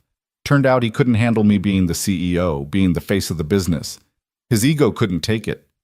Rachel's voice was matter-of-fact, but Jack could hear the old hurt underneath. "Divorced me, married his secretary. Cliché, right? And moved to California. I bought out his shares and kept building. I'm sorry." "Don't be, I'm not." Rachel smiled, but it didn't quite reach her eyes. "I learned something important, that I was stronger than I thought, that I could do it alone. And then my sister died, and I had Emma and Ellie, and suddenly I wasn't alone anymore. I had something to build for that mattered more than market share." Jack understood that. He'd felt the same way when Sophie was born, like suddenly everything he did had a point beyond himself. "That's why that night 3 years ago mattered so much," Rachel continued. "When you fixed my car, when you refused payment. I was driving home from burying my father, trying to get back to 2 traumatized 3-year-olds who'd just lost their mother. I was exhausted and heartbroken, and then my car died, and I thought..." She paused, blinking back tears. "I thought that was it. That the universe was telling me I couldn't do it, couldn't handle everything on my plate. And then you showed up. I was just..." "Don't say just doing what anyone would do." Rachel's voice was firm but kind. "Because most people wouldn't. Most people would have said it was too late, too cold, too much trouble. But you didn't. You came out in the middle of the night, fixed my car, and sent me home to my girls.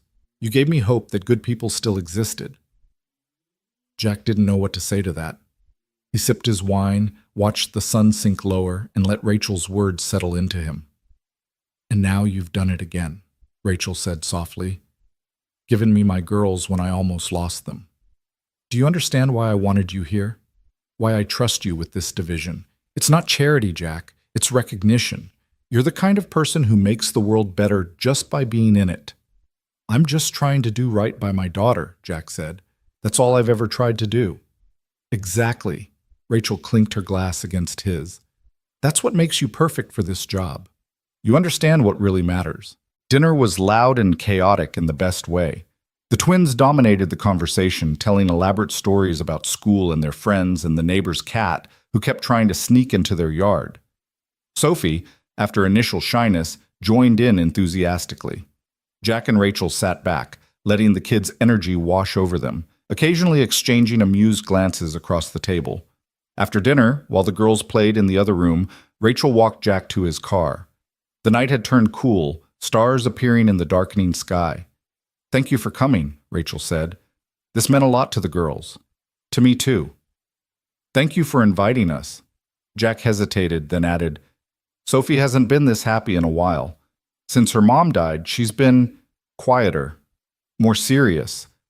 But tonight she was just a kid again. Bring her back anytime.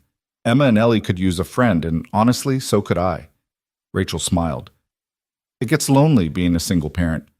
Even with all this," she gestured at the house, the grounds, the life she'd built. "Yeah," Jack agreed quietly. "It really does." They stood there for a moment, two people who'd found each other through tragedy and circumstance, building something that felt like the beginning of a real friendship. "See you Monday?" Rachel asked. "Bright and early." Jack opened his car door, called for Sophie. She came running, hugged all three Myers girls goodbye, and climbed into the car, chattering about everything they'd done. As Jack drove home, Sophie eventually fell quiet, staring out the window at the passing lights. Then, softly, she said, "I like them, Dad. Rachel and the girls. They're nice." "Yeah," Jack agreed. "They are." "Do you think Mom would like them too?" The question surprised Jack, but he considered it seriously. Sarah had always been a good judge of character, had valued kindness and authenticity above everything else.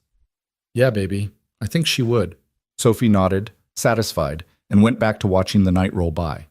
And Jack, driving through the darkness toward home, felt something he hadn't felt in 3 long years, like maybe, just maybe, everything was going to be okay. The following Monday morning, Jack arrived at Myers Industries to find a crisis waiting on his desk. Diana, his lead trainer, was already in his office when he walked in, her usually calm face tight with stress. "We have a problem," she said without preamble. "Lincoln Elementary just called. They want to cancel the training contract." Jack set down his coffee, his good mood from the weekend evaporating. "What? Why? We're supposed to start their staff training next week." Their superintendent got cold feet, said the school board is questioning whether they need this level of emergency preparedness. They're worried about scaring the kids, and apparently some parents are upset about the whole thing. Diana handed him a printed email. They want out of the contract. Jack scanned the email, his jaw tightening. Lincoln Elementary was their first major client, a district with 8 schools, over 3,000 students. Losing them would be a disaster, not just financially, but for the division's credibility. If their first client walked away, others would question whether Turner Emergency Services was worth the investment. "Get me Superintendent Wallace on the phone," Jack said, "and pull up everything we have on their current safety protocols. I need to know what they're working with now." Diana nodded and disappeared. Jack dropped into his chair, running both hands through his hair. This was exactly what he'd been afraid of when he took the job, that he wouldn't be good enough, wouldn't know how to handle the corporate side of things, would let Rachel down. 20 minutes later, Jack was on a video call with Superintendent Martha Wallace, a woman in her 60s with steel gray hair and an expression that suggested she'd heard every excuse and argument in existence. "Mr. Turner," she said coolly, "I appreciate you reaching out, but our decision is final. The board met Friday evening, and the consensus was that your services, while well-intentioned, are simply not necessary at this time. With all due respect, Superintendent Wallace, I disagree." Jack kept his voice steady, professional. "And I'd like to show you why. Can you give me 15 minutes? Just 15 minutes to walk you through what we're offering and why it matters." Wallace hesitated, then sighed. 15 minutes, Mr. Turner, but I'm not making any promises." Jack pulled up the presentation he and Diana had been refining for weeks. But instead of starting with statistics and training modules, he started with the truth. 3 months ago, I pulled 15 kids off a burning school bus, he said. You probably saw it on the news. What you didn't see was what happened in the minutes before I got there. The bus driver had a seizure, the vehicle rolled, and for almost 90 seconds, those kids were trapped with no one knowing what to do. Wallace's expression shifted slightly, attentive now. The bus monitor, a good woman, been doing the job for 10 years. She froze, Jack continued. Not because she was a coward or incompetent, but because she'd never been trained for that scenario. She didn't know how to use the emergency exits, didn't know how to coordinate an evacuation under duress, didn't know how to keep kids calm when they were terrified. So she froze, and those kids stayed trapped until I happened to drive by. He pulled up a photo. One of the twins, Emma, in her hospital bed afterward, smiling despite the oxygen tubes.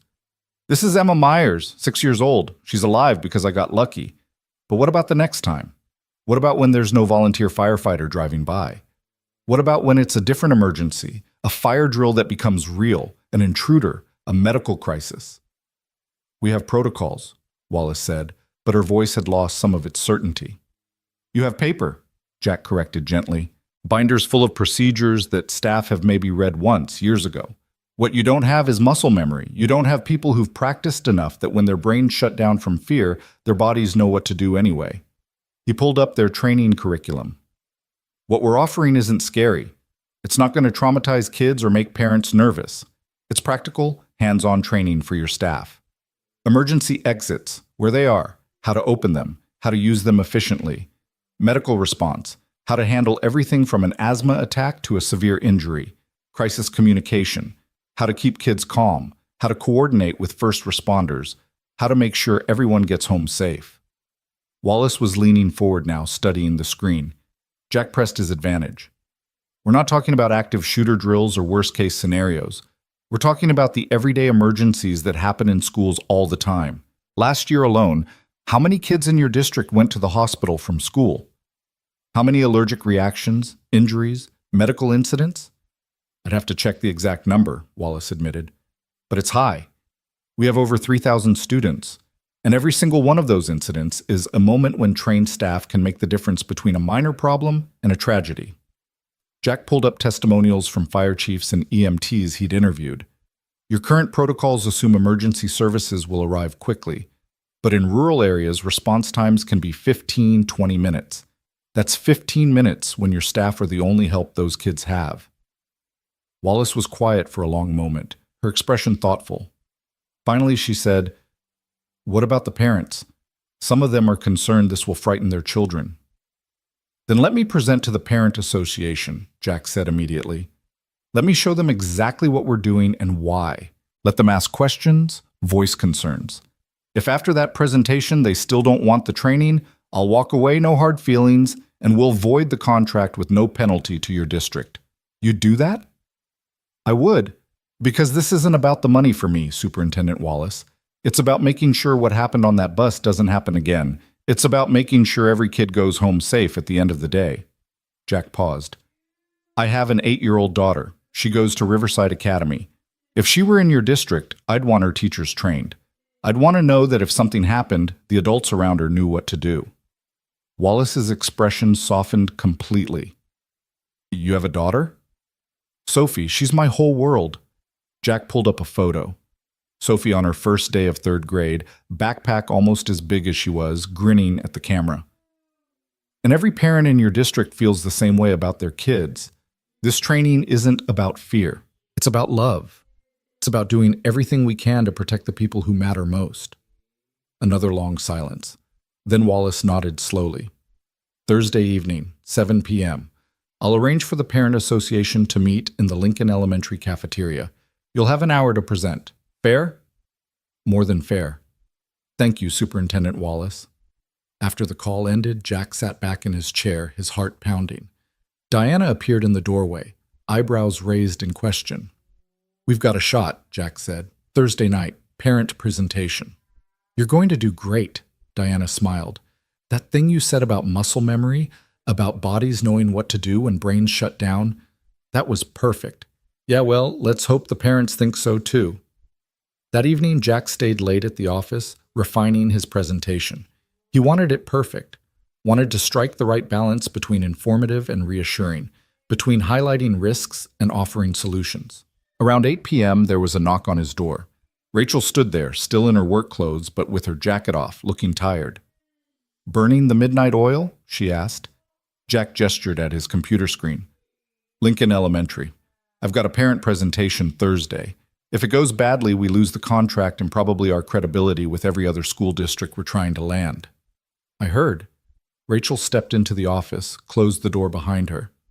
"I also heard you talked Wallace off the ledge this morning. She called me personally to say she was impressed with your passion." "Passion's easy. Results are what matter." "Jack." Rachel sat in the chair across from his desk. "You need to give yourself more credit. You've been here less than 3 months, and you've built an entire division from scratch. You've hired a solid team, developed training that's actually innovative, and landed a major client. Most people couldn't do that in a year." "Most people aren't as desperate to prove they belong," Jack said, then immediately regretted the honesty. But Rachel didn't look surprised or judgmental. She just nodded. "I know that feeling. When I took over as CEO, I was 31 years old, a woman in a male-dominated industry trying to run a company that half the board thought should have gone to my ex-husband. I spent years feeling like an imposter, waiting for someone to realize I didn't belong in that office. What changed? I stopped waiting for permission to believe in myself. I looked at the results, the company growing, the employees we'd hired, the products we'd developed, and I let the evidence speak for itself." Rachel leaned forward. "You're doing the same thing, Jack. You're building something real, something that matters. Stop waiting for permission to be proud of that." Jack wanted to argue, wanted to point out all the ways he was still learning, still fumbling, still unsure. But Rachel's expression was so earnest, so certain, that he just nodded. "I'll try." "Good." Rachel stood. "Now go home. It's late, and Sophie's probably wondering where you are." She was right. Jack packed up his laptop and headed out. The drive home through Indianapolis's evening traffic gave him time to think about Rachel's words.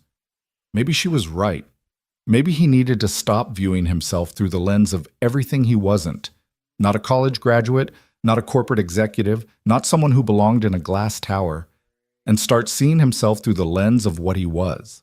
A father, a firefighter, someone who showed up when it mattered. When he got home, he found Sophie at the kitchen table, surrounded by homework. She looked up when he walked in, her face brightening. "Dad, you're home!" "Sorry I'm late, baby. Work ran over." Jack dropped his keys on the counter, loosened his tie. "How was your day?" "Good. We started reading Charlotte's Web in class, and Mrs. Patterson says I'm doing really well with my reading comprehension." Sophie gathered her papers. "And Emma and Ellie sent me a video message. Look!" She held up her tablet. Jack had bought it for her birthday last year, an extravagance he couldn't quite afford but couldn't quite resist, and played a video.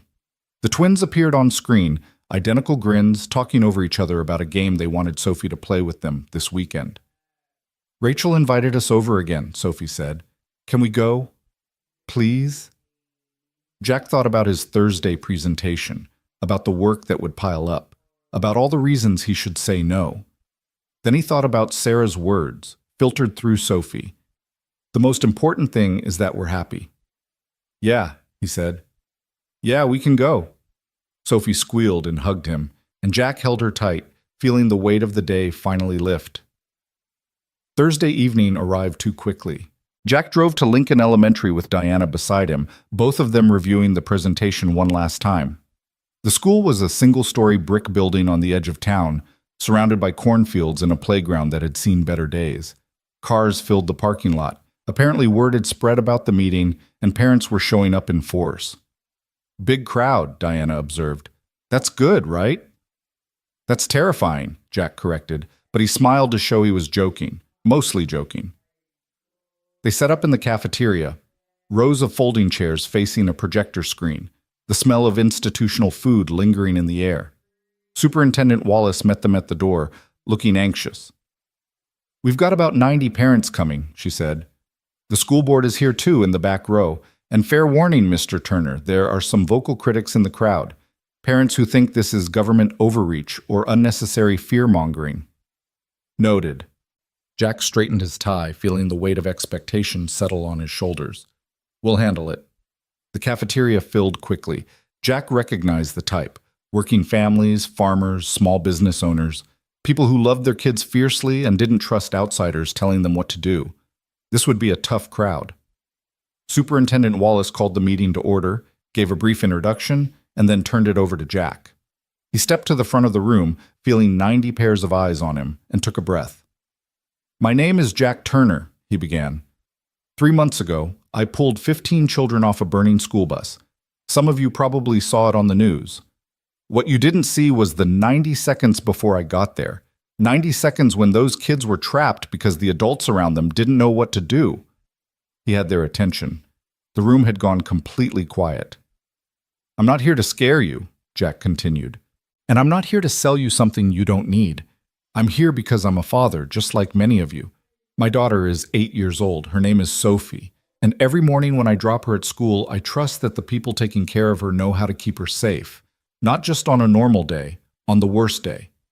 He clicked to the first slide, a photo of a school bus, not burning, but normal, full of kids on their way home. This is what we all see every day. Safe, routine, nothing to worry about. But inside every routine is the potential for crisis. A medical emergency, a fire, an accident. And when that crisis happens, we have two choices. We can hope the adults in charge will figure it out in the moment, or we can make sure they're trained before the moment ever arrives. Jack walked them through the basics, what the training covered, how it worked, why it mattered. He showed statistics on school emergencies, response times in rural areas, outcomes with and without trained staff.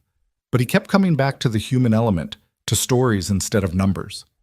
Last year in Michigan, a third grader went into anaphylactic shock from a bee sting on the playground, Jack said. The school had an EpiPen, but none of the staff on duty that day had been trained to use it. They called 911 and waited. By the time paramedics arrived, the child had stopped breathing. He survived, but he was in the hospital for a week, and he'll have neurological issues for the rest of his life. The crowd shifted uncomfortably. Jack pressed on. 2 years ago in Ohio, a fire started in a middle school science lab. The alarm went off, but in the chaos of evacuation, a special needs student got separated from his aide. Staff didn't realize he was missing until they were outside.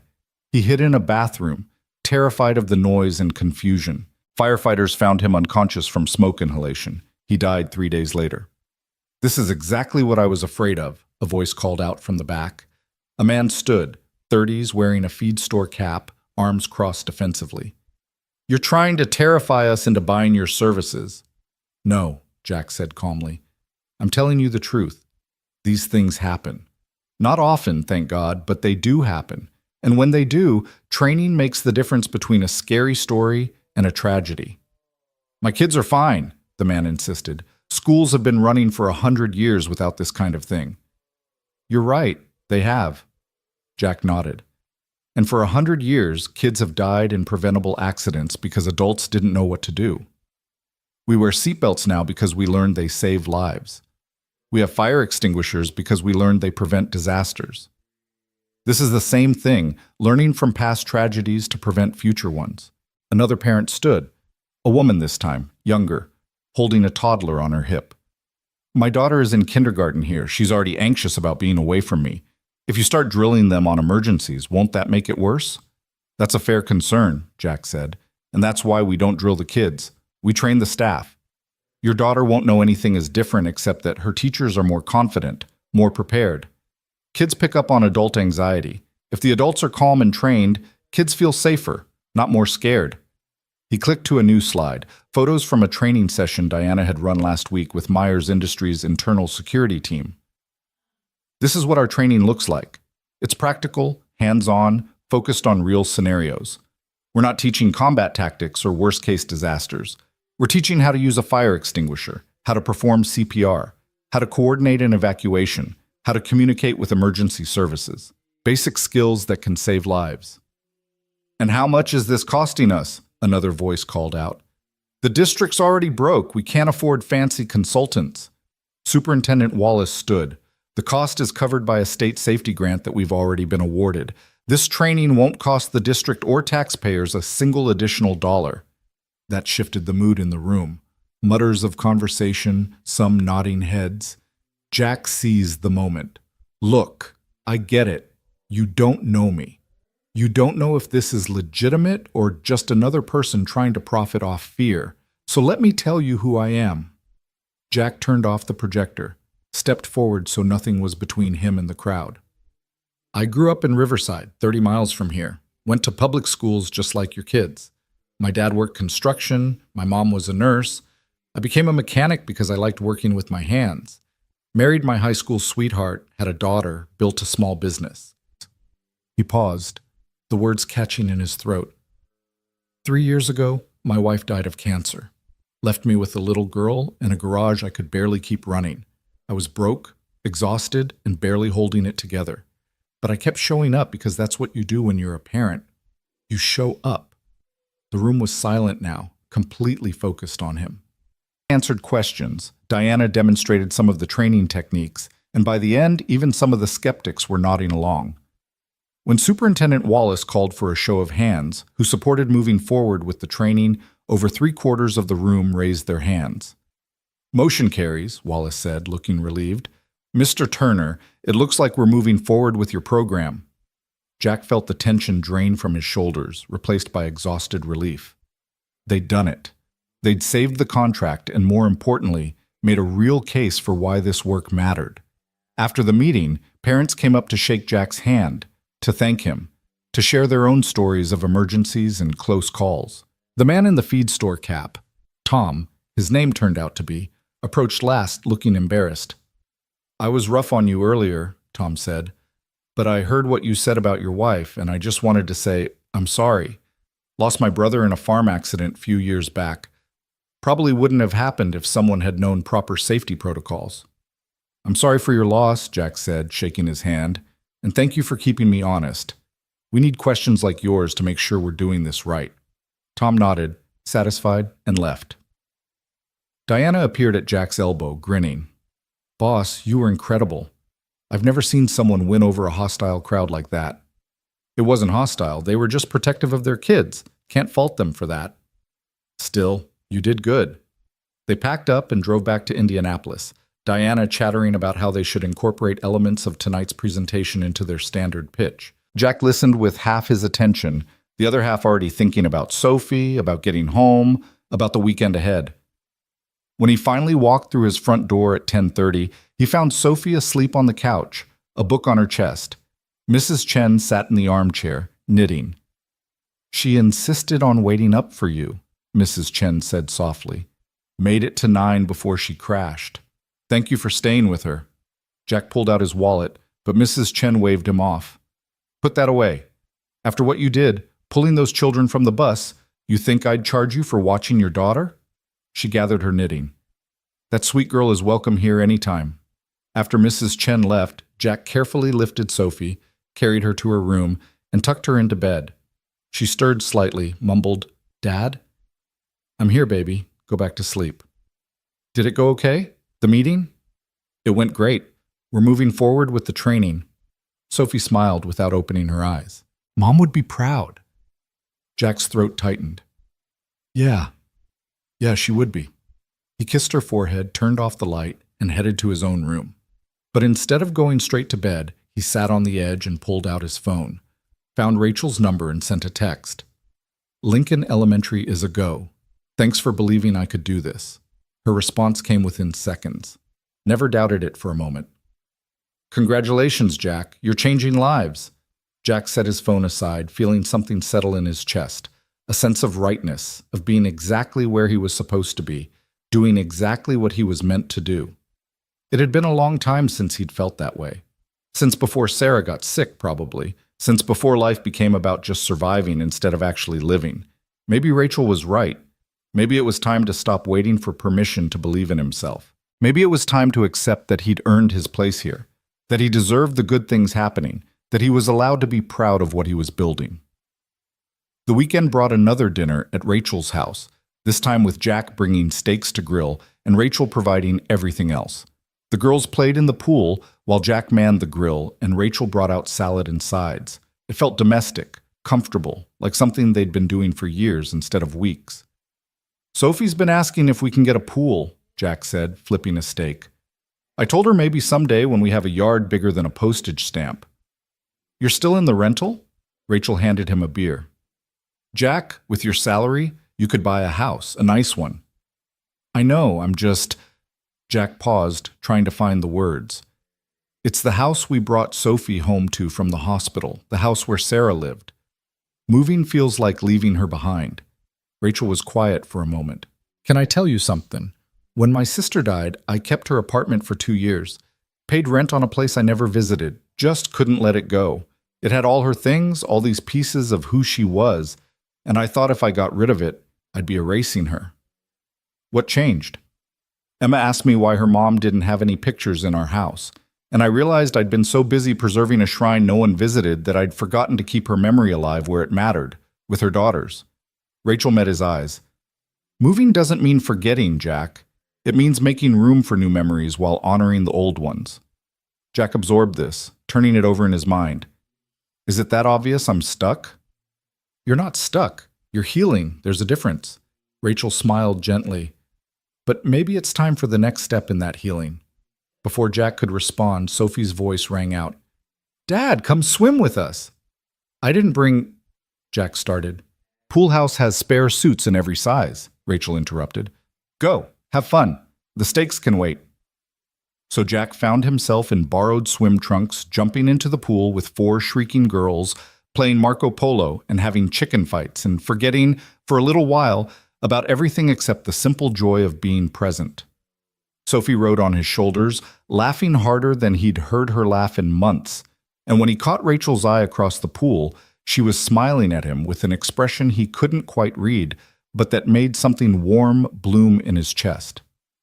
Later, after dinner, after the girls had exhausted themselves and were watching a movie inside, Jack and Rachel sat by the pool as the sun set. The evening had turned cool enough that Rachel had draped a blanket over her shoulders. Thank you for this, Jack said, for including us. It means a lot to Sophie. To me, too. You don't have to thank me. I like having you here. Rachel hesitated, then added, I like having friends who understand what it's like to be a single parent, to build something from nothing, to keep going when you want to quit. Is that what we are? Friends? I hope so. Rachel looked at him directly. Unless you only see me as your boss, in which case we should probably establish some boundaries. Jack considered this.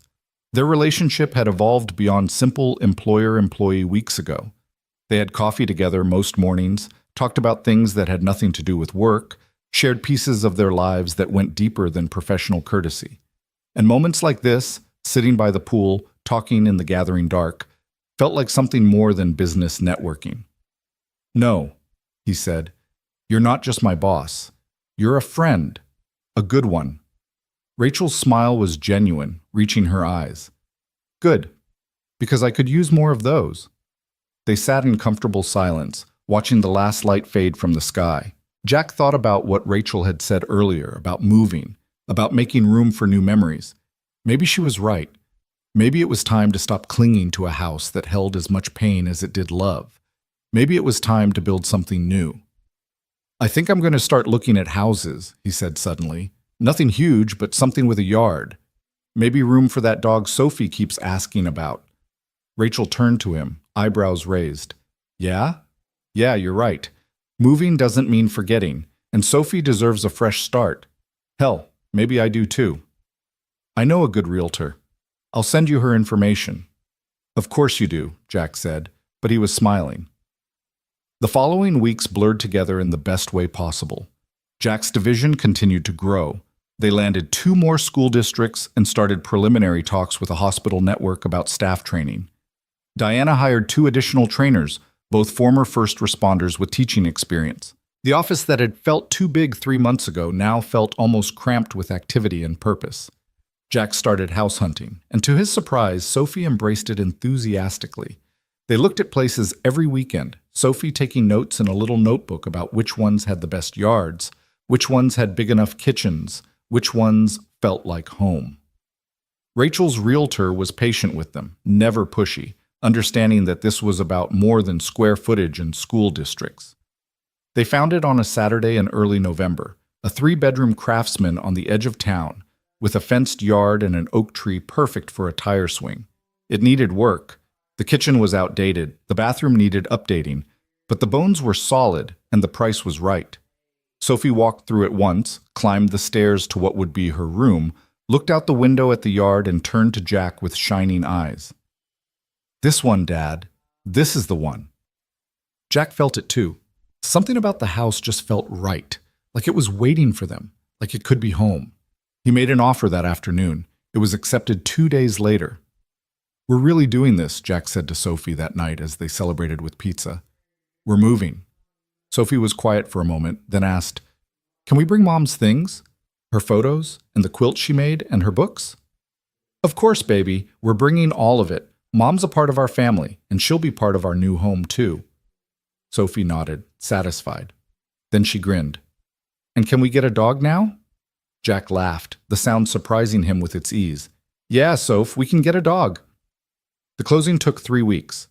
During that time, Jack found himself at Myers Industries late one evening, going over contracts for the hospital training program. Rachel appeared in his doorway around 8, 2 cups of coffee in hand. "Thought you might need this," she said, handing him one. "You're a mind reader." Jack accepted the coffee gratefully. "What are you still doing here?" "Same as you. Too much work, too little time." Rachel settled into the chair across from his desk. "What about the house? Congratulations." "Thanks. We close next Friday. Sophie's already planning where every piece of furniture is going." "That's wonderful, Jack, really." Rachel paused, seemed to be considering something. "Can I ask you something personal?" "Sure." "Are you happy?" "I know that's a loaded question, but I mean, here, with the job, with everything, are you happy?" Jack thought about it honestly. 3 months ago, he'd been barely surviving, held together by duct tape and stubbornness. Now he had a job he was good at, work that mattered, financial security for the first time in years, and a future that held possibility instead of just obligation. "Yeah," he said, surprised by how true it felt. "Yeah, I think I am. Or getting there, anyway."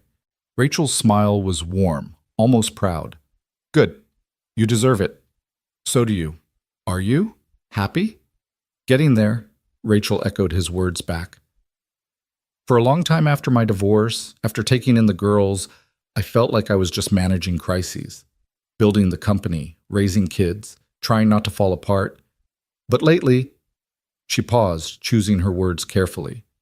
"Lately, it feels like I'm actually living again instead of just surviving. And I think you're part of that." "Me?" "You and Sophie, having you in our lives, watching the girls become friends, building this division together." Rachel met his eyes. "It's reminded me that good people exist, that kindness matters, that it's possible to start over and build something real." The moment stretched between them, charged with something Jack couldn't quite name. Not romance, neither of them was ready for that, might never be ready. But connection, understanding, the recognition of 2 people who'd been through hell and found each other on the other side. "Thank you," Jack said quietly, "for taking a chance on me, for seeing something in me that I didn't see in myself. Thank you for proving me right." Rachel stood, and the moment passed into something easier, lighter. "Now go home. It's late, and Sophie's probably wondering where you are." Jack packed up, said goodnight, and headed home through the dark city streets. And as he drove, he thought about the past 3 months, about how much had changed, about the life he was building piece by piece from the rubble of what he'd lost. Sarah would be proud, he thought, of the job, of the house, of the way he was raising Sophie, of the fact that he hadn't given up, hadn't let grief consume him, had found a way to keep moving forward. And maybe, just maybe, he was starting to be proud of himself too. The moving day arrived cold and gray, the kind of November morning that threatened snow but couldn't quite commit. Jack stood in the empty living room of the rental house, the walls showing pale rectangles where pictures had hung, the floors echoing with each footstep. 3 years of his life packed into boxes, loaded into a truck that Hector had volunteered to drive. Sophie wandered through the rooms one last time, her footsteps soft, her expression thoughtful. Jack watched her from the doorway, knowing she was saying her own private goodbyes. This was the only home she really remembered, the house where her mother had read her bedtime stories, where they'd celebrated birthdays and Christmases, where Sarah had taken her last breath in the bedroom upstairs. "You okay, baby?" Jack asked. Sophie turned to him, and Jack was struck by how much older she looked than she had just a few months ago. Not physically, she was still small for 8, but something in her eyes, in the set of her shoulders. She'd grown up in this house, but she was ready to grow beyond it. "I'm okay," she said. "It's weird, though, saying goodbye." "Yeah, it is. Do you think Mom knows that we're moving?" Jack crossed the room, knelt down so he was eye level with his daughter. "I think if she's anywhere, she knows, and I think she'd be happy for us. Excited, even. She'd probably tell us to make sure we measure before we buy furniture," Sophie said, and Jack laughed because that was exactly what Sarah would have said. Practical to the end, his wife. Always thinking 3 steps ahead. "Come on," Jack said, standing and offering his hand. "Let's go see our new home." The Craftsman house looked even better in the gray morning light, solid and welcoming despite needing paint and repairs. The moving truck was already there, and Hector had recruited a crew from the garage, his employees now, but still Jack's friends, to help unload. Mrs. Chen had come too, armed with sandwiches and coffee, directing traffic from the front porch like a tiny general. "Your room is upstairs, second door on the right," Jack told Sophie. "Why don't you go tell the guys where to put your furniture?" Sophie took off running, full of 8-year-old energy, shouting instructions about where her bed should go and which wall needed her bookshelf. Jack followed more slowly, stopping in the doorway of what would be his room. It was bigger than the bedroom in the rental, with windows that let in real light. He could picture it furnished, lived in, becoming a space that was his instead of just the place where he slept. "Big step, boss." Hector appeared beside him, carrying a box labeled kitchen. "How you feeling?" "Terrified," Jack admitted. "And good. Mostly good." "Sarah would have loved this place," Hector said quietly. "The yard especially. She always talked about wanting a garden." Jack nodded, his throat tight. Hector had known Sarah well, had worked for Jack since before she got sick, had been at the funeral. He was one of the few people who could mention her name without Jack feeling like he was being handled with kid gloves. "I'm thinking about putting in raised beds in the spring," Jack said. "Vegetables, maybe some flowers. Sophie could help." "She'd like that." Hector clapped him on the shoulder. "Come on, these boxes aren't going to unpack themselves." They worked through the morning and into the afternoon, transforming the empty house into something that resembled a home. Furniture found its place. Boxes were opened and emptied. Sophie's room came together first, her bed with its purple comforter, her bookshelf overflowing, the drawings she'd made covering one wall. Jack's room took longer, partly because he kept getting distracted by other tasks, partly because he wasn't quite sure what he wanted it to be. Around 3 o'clock, a black SUV pulled into the driveway. Jack looked up from the box he was unpacking, his clothes wrinkled from storage, and saw Rachel climbing out, followed by the twins. All 3 of them carried packages. "We brought a housewarming gift," Rachel called, climbing the porch steps, and the girls insisted on helping. "Rachel, you didn't have to," Jack started. "I know, I wanted to." Rachel handed him one of the packages, heavy, wrapped in brown paper. "This is from all of us." Sophie appeared from inside, her face lighting up when she saw Emma and Ellie. "You came! We wanted to see your new house." Emma grabbed Sophie's hand. "Can you show us your room?" The 3 girls disappeared upstairs in a flurry of giggles and footsteps. Rachel watched them go, smiling. "They've been talking about this all week. You'd think they were the ones moving." Jack unwrapped the package, and his breath caught. It was a framed photograph, the one from the newspaper, taken the day after the bus accident. Jack in his hospital bed, Sophie beside him, both of them looking tired but alive. But Rachel had had it professionally printed and framed, and across the bottom someone had written in elegant script, "Heroes are made in moments, but their impact lasts forever." "Rachel, this is—" Jack couldn't find the words. "Too much?"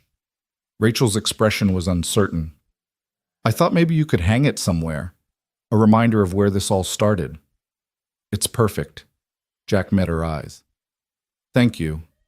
The other packages contained practical things: towels, kitchen supplies, a welcome mat with home written across it in cheerful letters.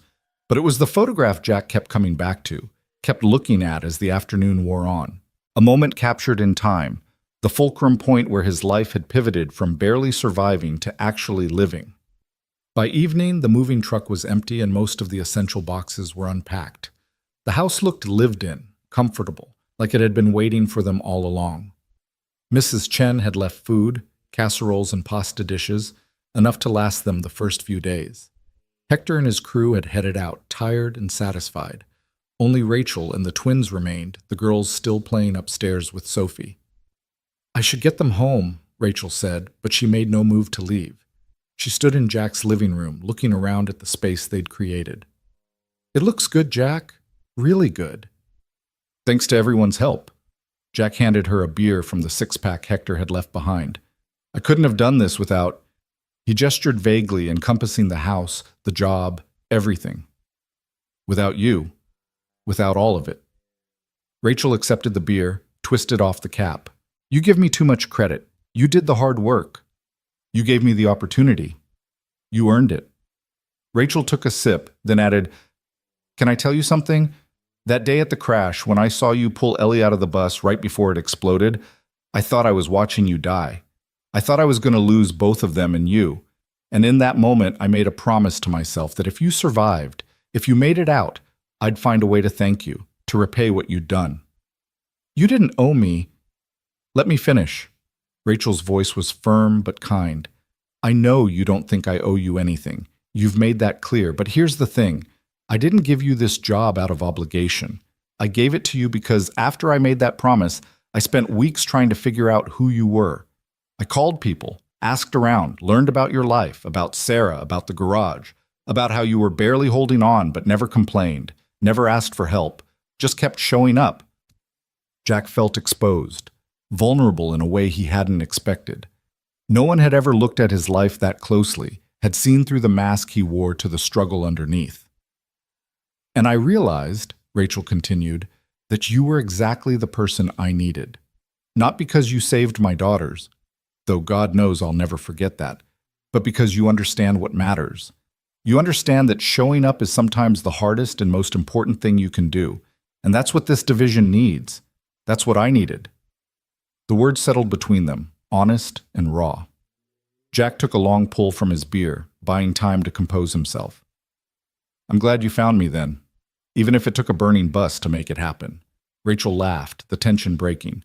"Not the introduction I would have chosen, but I'll take it." Footsteps thundered down the stairs. Sophie appeared, followed by the twins, all three of them talking at once about the tire swing Jack had promised to install, and the puppy they were definitely going to get, and a million other plans for the house and yard. "Can we come back this weekend?" Ellie asked, tugging on Rachel's sleeve. "Sophie said her dad's going to the animal shelter to look at dogs." Rachel raised her eyebrows at Jack. "Is he now?" "Apparently," Jack said, caught between amusement and exasperation, "though I don't remember committing to this weekend specifically." "Please." All three girls turned to him with identical, pleading expressions. It was like being hit by a tsunami of hope and big eyes. "Fine," Jack relented. "Saturday afternoon, but I'm not promising we're bringing a dog home that day. We're just looking." The girls cheered and Rachel mouthed "good luck with that" over their heads. Jack knew he was doomed. One visit to the shelter and Sophie would find a dog that needed them, and he'd cave like he always did when it came to his daughter. But maybe that was okay. Maybe it was time to add more life to their lives, to fill the house with noise and chaos and love. After Rachel and the twins left, Jack and Sophie ate leftover casserole sitting on the floor of the living room because the dining table wasn't set up yet.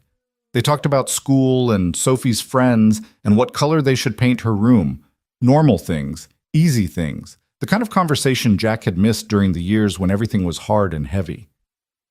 "Dad?" Sophie asked as they were cleaning up. "Are you happy we moved?" "Yeah, baby, I really am." "Me too." Sophie carried her plate to the kitchen, then turned back. "I think Mom would like it here. It feels like a place where happy things could happen." Jack's chest tightened with love for this wise, wonderful little girl. "I think you're right." That night, Jack lay in bed in his new room, listening to the unfamiliar sounds of the house settling around him. Different creaks and groans than the rental, different patterns of light through the windows. It should have felt strange, but instead it felt like possibility, like a blank page waiting to be written on. His phone buzzed, a text from Rachel. "The girls can't stop talking about the new house. Thanks for including them in your big day." Jack typed back, "Thanks for being part of it. Means more than you know." He set the phone aside and closed his eyes, and for the first time in 3 years, he fell asleep quickly, deeply, without the weight of worry pressing down on his chest. The weeks that followed settled into a new rhythm. Jack's division continued to grow. They landed the hospital network contract, added 2 more school districts, and started preliminary talks with a manufacturing company about workplace safety training. The team expanded to 10 people, all of them good, all of them dedicated to the work. Jack found himself actually enjoying the management side of things, the challenge of building something from nothing and watching it take shape. The house became home gradually, in small increments. Jack painted Sophie's room the pale purple she'd chosen. He fixed the leaky faucet in the bathroom, replaced the outdated light fixtures in the kitchen, started planning the spring garden. On weekends, he worked on the yard, raking leaves, trimming bushes, installing that tire swing under the oak tree. Normal things, dad things, things he'd been too stressed and exhausted to do at the rental. And true to his word, they went to the animal shelter that Saturday. Jack had braced himself for the onslaught of puppy eyes and wagging tails, had prepared his defenses for why they should wait, why they should think about it more carefully. But then Sophie had found Max, a 3-year-old mixed breed with scruffy brown fur and one ear that flopped while the other stood up. The dog had been at the shelter for 6 months, the volunteer explained, because people wanted puppies, not adult dogs with uncertain pedigrees. Max had walked right up to Sophie, sat down at her feet, and looked up at her with an expression that clearly said, "I've been waiting for you." And that was that. They brought Max home that afternoon, along with a bed and toys and enough supplies to stock a pet store. "He's perfect," Sophie declared, watching Max explore the backyard with cautious optimism. "He's exactly what we needed." And she was right. Max brought an energy to the house that had been missing, a sense of life and warmth that filled the empty spaces. He followed Sophie everywhere, slept at the foot of her bed, and greeted Jack at the door every evening with enthusiastic tail wags. It was like the final piece of their new life clicking into place. Rachel and the twins came over regularly, and the girls would play in the yard with Max while the adults sat on the porch, talking about work and life and everything in between. Jack learned that Rachel played piano, that she'd wanted to be a concert pianist as a girl before pragmatism and her father's expectations steered her toward business. He learned that she'd been working 16-hour days for years, building Myers Industries into what it was, barely taking time for herself. "I'm trying to do better about that," Rachel admitted one evening in mid-December. They were on Jack's porch, bundled in coats, watching the first real snow of the season fall. The girls were inside making hot chocolate with more marshmallows than liquid. Work-life balance, actual hobbies, being present instead of just busy. "How's that going?" Jack asked. "It's going," Rachel smiled. "Having friends outside work helps. Having a reason to leave the office at a reasonable hour. Glad I could provide that reason." "You have no idea." Rachel turned to him, her expression serious. "Before you came along, before the accident, I was drowning. I didn't even realize how much I'd let work consume me until I had something, someone, to pull me back." Jack didn't know what to say to that. The idea that he'd somehow saved Rachel the way she'd saved him felt too big, too circular. But maybe that was how it worked.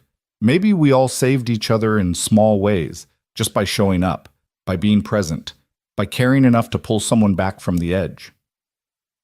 The holidays approached, and Jack found himself facing his first Christmas in the new house with a mixture of anticipation and dread.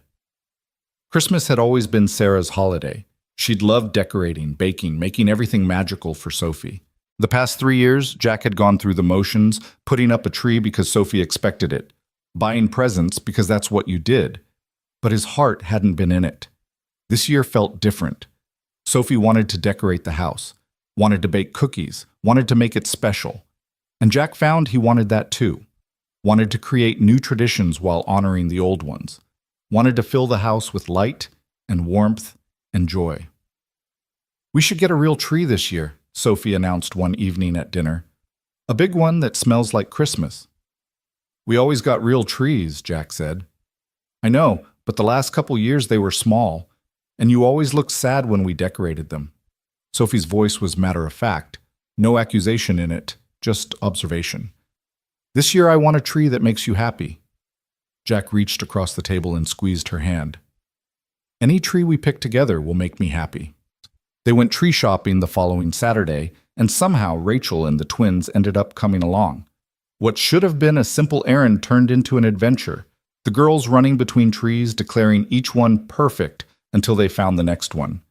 Rachel and Jack followed behind, laughing at their enthusiasm, offering opinions that were universally ignored. Finally, they settled on a 7-foot Douglas fir that was full and green and smelled exactly like Christmas should smell. Jack tied it to the roof of his truck while the girls bounced with excitement and Rachel took photos on her phone. "Send me those," Jack said as they were loading back into their vehicles. "Already did." Rachel's smile was warm. "This was fun. We should do it again." "Tree shopping is generally a once-a-year activity," Jack pointed out. "You know what I mean." Rachel's eyes held his for a moment longer than necessary. "Spending time together. All of us. It's nice."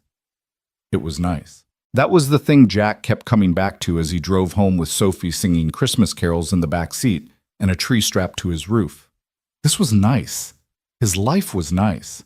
Not perfect, not without challenges, but fundamentally, genuinely good, in a way it hadn't been in years. They decorated the tree that evening, and Jack pulled out the ornaments he'd carefully packed away.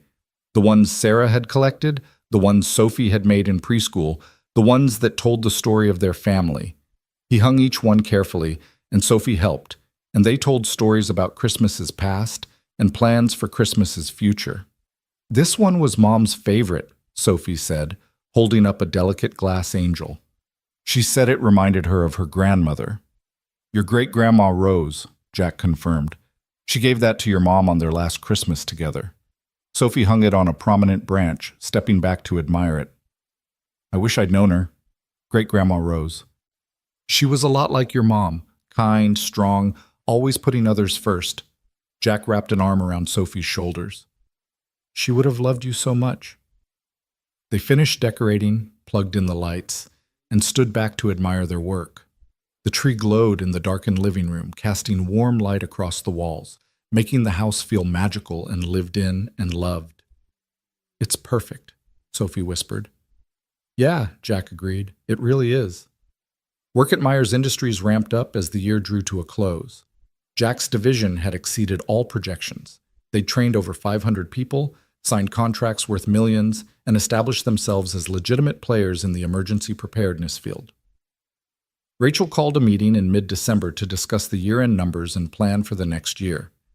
"What you've built here is remarkable," Rachel told Jack and his team, standing at the head of the conference room, her expression proud. "In less than 6 months, you've created a division that's not only profitable but genuinely making a difference. School districts are reporting better response times, more confident staff, and parents who feel their kids are safer. That's impact. That's what we're here for." After the meeting, Rachel asked Jack to stay behind. He waited as the others filed out, curious and slightly nervous. Had he done something wrong? Missed something? "Relax," Rachel said, reading his expression. "This is good news. Sit." Jack sat. Rachel pulled out a folder, slid it across the table to him. "This is your year-end bonus," she said, "and a proposal." Jack opened the folder and his eyes widened. The bonus was substantial, more money than he'd made in his best year at the garage. But it was the proposal that really caught his attention. Rachel was suggesting they expand the division, double the staff, take on bigger clients. And she wanted Jack to transition from division head to vice president of emergency services. "VP?" Jack looked up at her, stunned. "Rachel, I've been here 6 months, and you've proven yourself 100 times over. You're a natural leader, Jack. Your team respects you, clients trust you, and you understand both the technical and human sides of this work better than anyone I've ever met." Rachel leaned forward, I'm not offering this out of sentiment. I'm offering it because it's the right business decision. Jack read through the proposal, his mind spinning. More responsibility, yes, but also more resources, more impact, more opportunity to build something that really mattered. A salary that would let him not just provide for Sophie, but give her opportunities he'd never dreamed of. Stock options that could mean real financial security for their future. Can I think about it? He asked. Of course, take the holidays. We'll talk in January. Rachel smiled. But Jack? Say yes. You've earned this. That evening, Jack sat Sophie down and explained the opportunity. She listened carefully, asked smart questions about what it would mean for their time together, whether he'd be traveling more, if it would change things at home. It might mean I'm busier sometimes, Jack admitted. More responsibility usually means more work, but it also means I can give you things I couldn't before. Better schools if you want them, camps and activities, college, without worrying about loans. Sophie was quiet for a long moment, absently petting Max, who had his head in her lap. Then she said, Mom always told me that the best things in life aren't stuff. They're people and time and love. Jack felt his throat tighten. She was right. But she also said it's okay to want things to be better, to work hard and build something. Sophie looked up at him. Are you going to be happy doing this? Or are you going to be stressed and worried all the time like you were at the garage? It was such a perceptive question, so much wiser than her years. Jack thought about it honestly. I think I'll be challenged, sometimes stressed probably, but happy? Yeah, I think I will be. Then you should do it. Sophie's voice was certain. We'll be okay, Dad. We're always okay when we're together. Jack pulled her into a hug. This remarkable little girl who'd grown up too fast but somehow stayed wise and kind through all of it. When did you get so smart? I keep telling you, Sophie said, her voice muffled against his chest. I get it from you. Christmas arrived bright and cold, the kind of perfect winter day that looked like a greeting card. Jack and Sophie woke early, made pancakes shaped like snowmen, and opened presents by the tree while Max investigated all the wrapping paper with intense curiosity. Sophie loved everything, books and art supplies and a new bike for the spring. Jack's gifts from Sophie were handmade, a clay paperweight she'd made in art class, and a card with a drawing of the three of them, Jack, Sophie, and Max, standing in front of their house under a rainbow. We're home, the caption read in Sophie's careful handwriting. Finally. Jack held that card for a long time, feeling something break open in his chest. Not painful this time, but releasing. Like a door he'd kept locked was finally swinging open, letting in light. Rachel had invited them for Christmas dinner, and they arrived in the afternoon to find the Myers house transformed into a winter wonderland. Lights everywhere, decorations that must have cost a fortune, and the smell of cooking food that made Jack's mouth water. I may have gone overboard, Rachel admitted, greeting them at the door. The girls insisted on decorating every surface. It's beautiful, Jack said honestly. Our house looks like minimalists live there compared to this. That's because you have taste, and I have an unlimited budget and no restraint. Rachel laughed, taking their coats. Come in. Dinner's almost ready. It was one of the best Christmases Jack could remember. The food was incredible. Rachel had hired a chef, which felt extravagant but resulted in a meal that was restaurant quality. The girls played together, showing off their presents, making plans for New Year's, and the adults sat by the fire drinking wine, talking about everything and nothing. I wanted to thank you, Rachel said during a quiet moment when the girls were occupied in the other room, for being part of our lives this year, for letting us be part of yours. You don't have to thank me for that. I know, but I want to. Rachel's expression was soft, vulnerable. This is the first Christmas since my divorce that I felt actually happy instead of just going through the motions. Having you and Sophie here, building this friendship, it matters, Jack, more than I know how to say. Jack understood because he felt the same way. For 3 years, he'd been going through the motions, performing the rituals of life without really living. And somehow, through tragedy and circumstance and sheer chance, he'd found his way back. Not to who he'd been before, that person was gone, changed irrevocably by loss, but to someone new. Someone who could be happy again, who could build and hope and plan for a future that held more than just survival. It matters to me too, Jack said quietly. All of it. The job, yes, but more than that. The friendship. The feeling that we're building something good. Rachel held his gaze, and Jack saw understanding there. Recognition of something they both needed but couldn't quite name. Not romance, neither of them was ready for that, might never be ready. But connection. Partnership. The knowledge that they weren't alone in navigating the complicated terrain of single parenthood and building lives from broken pieces. To building something good, Rachel said, raising her wine glass. Jack clinked his glass against hers. To building something good. The evening ended with the girls performing an impromptu play they'd written about a princess and a dragon and a brave knight, with Max playing the role of the dragon with confused enthusiasm. Jack and Rachel applauded, took photos, laughed until their sides hurt. And when it was time to leave, the goodbyes were warm and genuine, full of promises to do this again soon. Driving home through the quiet streets, Christmas lights twinkling in windows, Sophie asleep in the back seat, and Max curled beside her, Jack felt something settle in his chest. Peace. That's what it was. For the first time in 3 years, he felt at peace with his life, with his choices, with the direction he was heading. Sarah would be proud. He knew that with a certainty that went bone deep. Proud of the job, of the house, of how he was raising Sophie. Proud that he'd found a way to be happy again without forgetting her, without leaving her behind. She was still there in every good choice he made, every moment of joy he let himself feel, every time he chose hope over fear. "We did good this year, Sarah," Jack whispered to the darkness. "We're going to be okay." And for the first time since he'd stood at her graveside, watching them lower her casket into the ground, Jack believed it completely. The new year arrived with unseasonable warmth, as if the universe was offering Jack a gentle entry into what would become the most transformative period of his life. On January 2nd, he walked into Rachel's office and accepted the vice president position, shaking her hand across the desk while trying to ignore the way his heart hammered with equal parts terror and excitement. "You won't regret this," Rachel said, and her smile was genuine, proud. "You're going to do amazing things, Jack." "I hope you're right," Jack replied, but he was smiling too, feeling the weight of possibility settle on his shoulders like a mantle he was finally ready to wear. The promotion meant changes, some immediate and some gradual. Jack's office moved to the 15th floor, the executive level, with views of downtown Indianapolis that still made him pause sometimes to marvel at how far he'd come.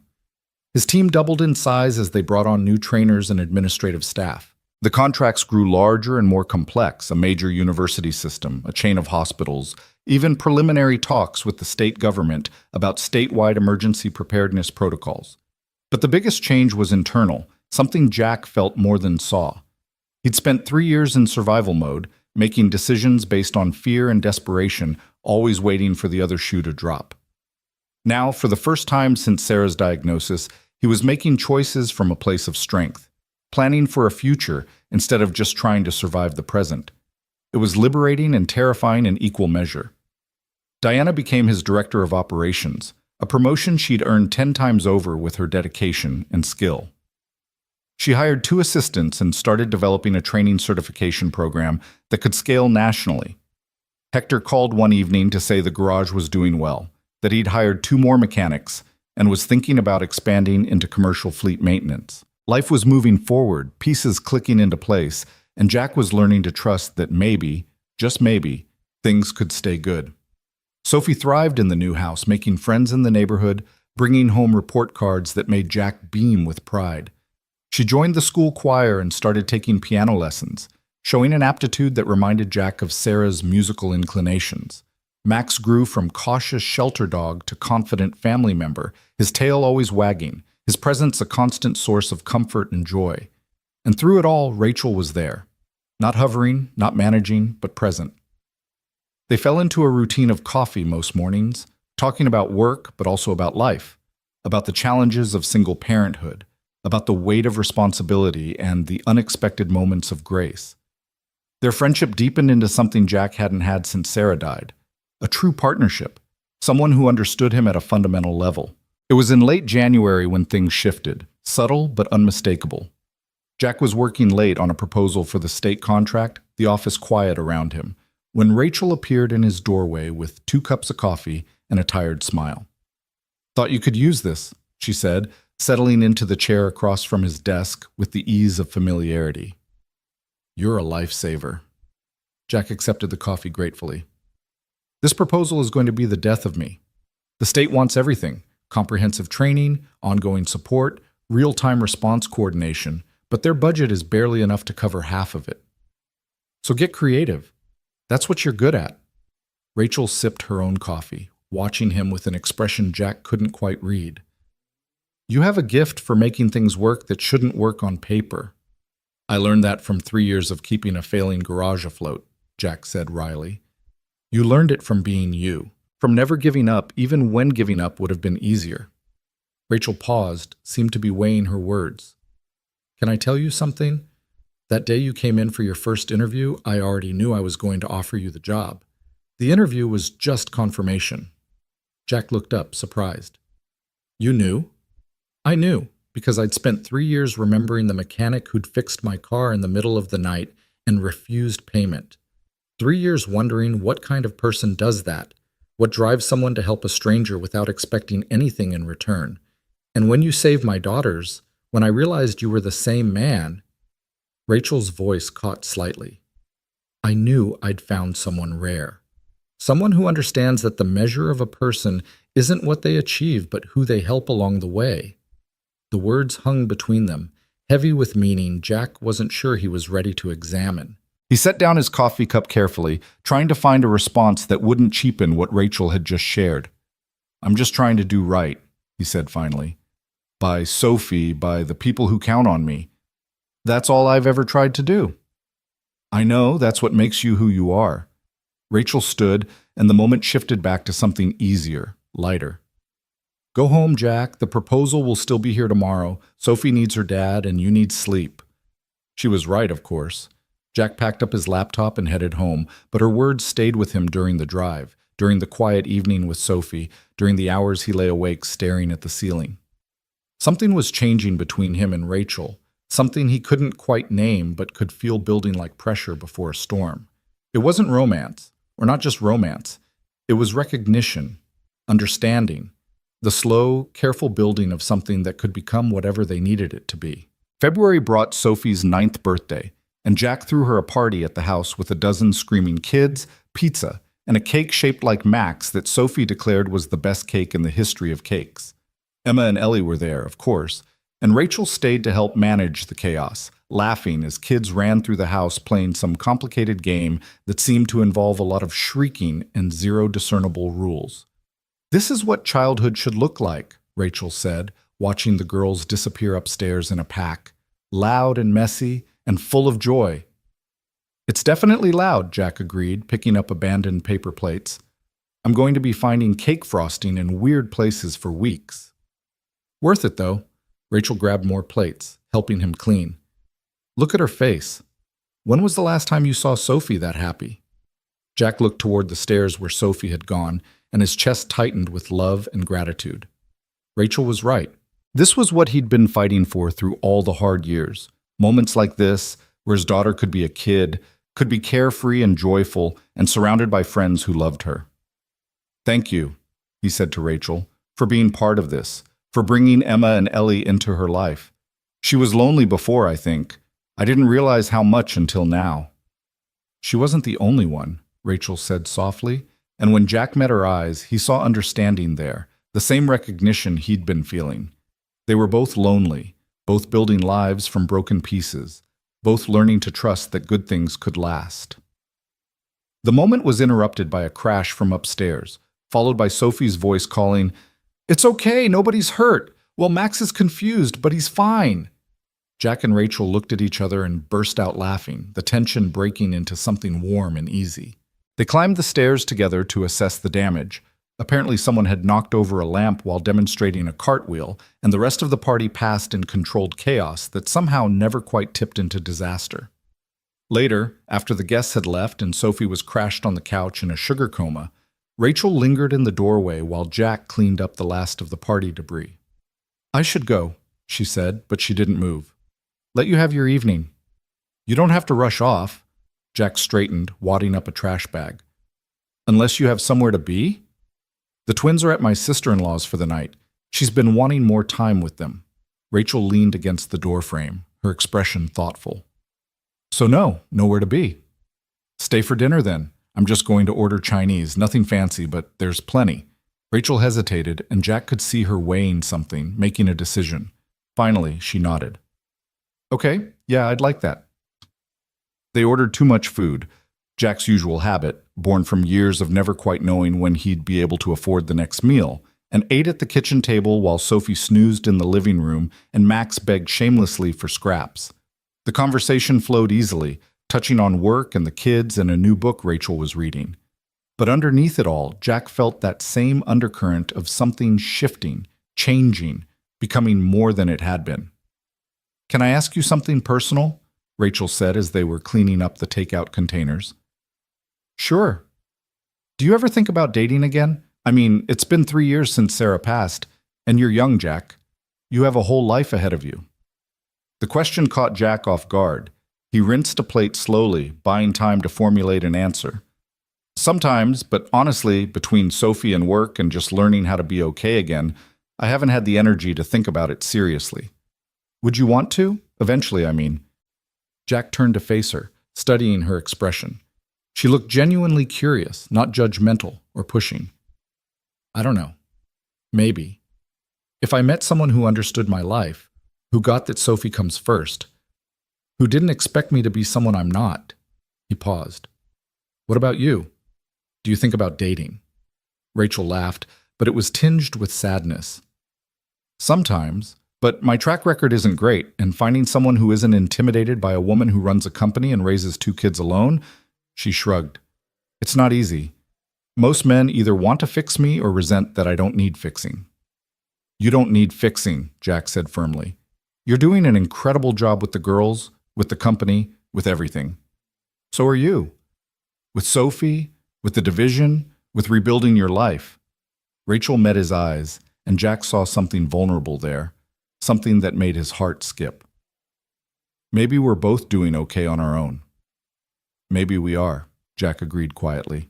The moment stretched between them, charged with possibilities neither of them seemed quite ready to name. Then Sophie stirred in the other room, calling for Jack, and the spell broke. Rachel gathered her things, said goodnight, and left Jack standing in his kitchen, wondering what had just happened and what it might mean. March brought the state contract approval, a massive win that meant Jack's division would be training emergency personnel across Indiana. The announcement made the local news, and Jack found himself doing interviews talking about the importance of preparedness and the lessons learned from the bus accident. It felt surreal, being the public face of something this big, but he was learning to lean into the discomfort, to trust that he belonged in these spaces even when imposter syndrome whispered otherwise. The expanded work meant longer hours and more travel. Jack hired a new deputy director to help manage the day-to-day operations, a former fire chief named Marcus who had 30 years of experience and a gift for cutting through bureaucratic nonsense. With Marcus handling implementation, Jack could focus on strategy and growth, on building relationships with key stakeholders, and positioning the division for long-term success. But the increased responsibility also meant less time at home, less time with Sophie. He tried to be present when he was there. No phone at dinner, dedicated homework help time, weekend adventures that were just the two of them. But he saw the way Sophie's face fell when he had to cancel plans for a work emergency. Saw her disappointment even when she tried to hide it behind understanding smiles. I'm failing her, Jack confessed to Rachel one evening in late March. They were in her office, reviewing quarterly numbers, but Jack's mind was elsewhere. I promised myself when Sarah died that I'd always put Sophie first, and now I'm working 60-hour weeks and missing school events, and turning into the kind of father I swore I'd never be. You're not failing her, Rachel said firmly. You're providing for her, building a future for her, showing her what it means to work hard and build something meaningful. That's not failure, Jack. That's love. It doesn't feel like love when I'm missing her choir concert because I'm in Fort Wayne doing a contract negotiation. Rachel was quiet for a moment, then said, You know what Emma said to me last week? She said, I wish I could be brave like Sophie's dad. When I asked her what she meant, she said, You're brave because you help people even when it's scary, and that's what heroes do. Jack felt his throat tighten. Sophie told her that? Sophie talks about you constantly, about how proud she is of you, about the work you're doing, about how you're making the world safer for kids. Rachel leaned forward. She's not feeling neglected, Jack. She's feeling proud. There's a difference. I still should be there more. Then be there more. Delegate more work to Marcus and Diana. Set boundaries around your time. You're the VP. You have the authority to structure your schedule in a way that works for your life. Rachel smiled. You don't have to choose between being a good father and being good at your job. You can be both. It was permission Jack hadn't known he needed. He started leaving the office by 6 most days, making it home for dinner with Sophie. He blocked off weekends unless there was a genuine emergency, protecting that time for family. And he found that the work still got done, that the division still thrived, that he didn't have to sacrifice everything to be successful. April brought spring in earnest, and Jack finally started the garden he'd been planning. He built raised beds in the backyard, filled them with soil and compost, and let Sophie choose what to plant. She picked tomatoes and cucumbers and way too many varieties of peppers, consulting gardening books from the library with the same intensity she brought to everything. Rachel and the twins came over one Saturday to help plant, and the afternoon devolved into organized chaos. Dirt everywhere, Max trying to dig in the freshly turned soil, the girls planting seeds with more enthusiasm than precision. But by evening, they had a garden that looked like it might actually produce something, and the exhausted satisfaction on everyone's faces made the effort worthwhile. This is nice, Rachel said, washing dirt off her hands at the outdoor faucet. The girls were sprawled on the grass, exhausted, while Max lay between them like a furry guardian. I can't remember the last time I just played in the dirt and didn't worry about anything else. There's something therapeutic about it, Jack agreed, drying his hands on his jeans. Getting your hands dirty, building something from nothing. You're good at that. Building things from nothing. Rachel's voice was soft, thoughtful. You did it with the garage, with the division, with this life you're creating for Sophie. It's impressive, Jack. I'm just doing what needs to be done. No, you're doing more than that. You're creating something beautiful out of tragedy. That's rare. Rachel looked at him directly, and Jack saw something in her expression that made his breath catch. You're rare. Before Jack could respond, Sophie called out that she was starving, and the moment passed. They ordered pizza, again, always pizza with kids around, and ate on the back porch while the sun set and the first stars appeared. It felt like family, Jack thought, like the life he'd lost and thought he'd never have again, rebuilt in a different configuration, but no less real. May brought Sophie's end-of-year school recital, the one Jack had missed last year because of the bus accident. He made sure to block out the entire evening weeks in advance, arriving early to get a good seat, his phone silenced in his pocket. Sophie performed Clair de Lune on the piano, her small fingers moving across the keys with a grace that reminded Jack so much of Sarah that his eyes stung. When she finished, the applause was thunderous, but Jack's was loudest. He caught Sophie's eye across the auditorium, and her face lit up with pride and joy. That look was worth everything, every long hour, every sacrifice, every moment of doubt. This was why he'd fought so hard to build a life worth living. For moments like this, when his daughter knew beyond doubt that she was loved, that she was his priority, that she mattered more than anything else in the world. Rachel and the twins were there too, having come to support Sophie. After the recital, they all went out for ice cream, the girls chattering excitedly about the performance and their summer plans. Jack and Rachel followed behind, listening to their daughter's enthusiasm, sharing small smiles that spoke of shared understanding. She's really good, Rachel said. Sophie, I mean, that piece is difficult, and she played it beautifully. Sarah used to play that song, Jack said quietly. When she was pregnant with Sophie, she'd play it every night, said it would help the baby recognize her voice after she was born. Rachel's hand found his arm, a gentle pressure of support. She'd be so proud, Jack, of both of you. I hope so, Jack managed, and Rachel squeezed his arm before letting go, the touch brief but meaningful. Summer arrived with heat and long evenings, and Jack took a week off in June to take Sophie on a real vacation, their first in years. They drove to the Smoky Mountains, hiked easy trails, splashed in cold streams, and stayed in a cabin that was rustic but comfortable. It was just the two of them and Max, no work calls, no emails, just uninterrupted time to be together. This is the best week ever, Sophie declared one evening as they roasted marshmallows over a campfire. Better than Disney World, probably. You've never been to Disney World, Jack pointed out, amused. Exactly. So this is automatically the best. Sophie grinned at him, marshmallow goo on her chin. Can we do this every summer? Just go somewhere and not think about anything else? Yeah, baby, we can do that. Jack made the promise knowing he'd keep it, that he'd protect this time with his daughter no matter what else was demanding his attention. Every summer, just you and me and whatever adventure we pick. Sophie's smile was brilliant, worth every sacrifice and struggle that had gotten them to this point. They stayed up late talking about everything and nothing, and when Sophie finally fell asleep in the cabin, Jack sat on the porch listening to the night sounds and feeling more at peace than he could remember being since before Sarah got sick.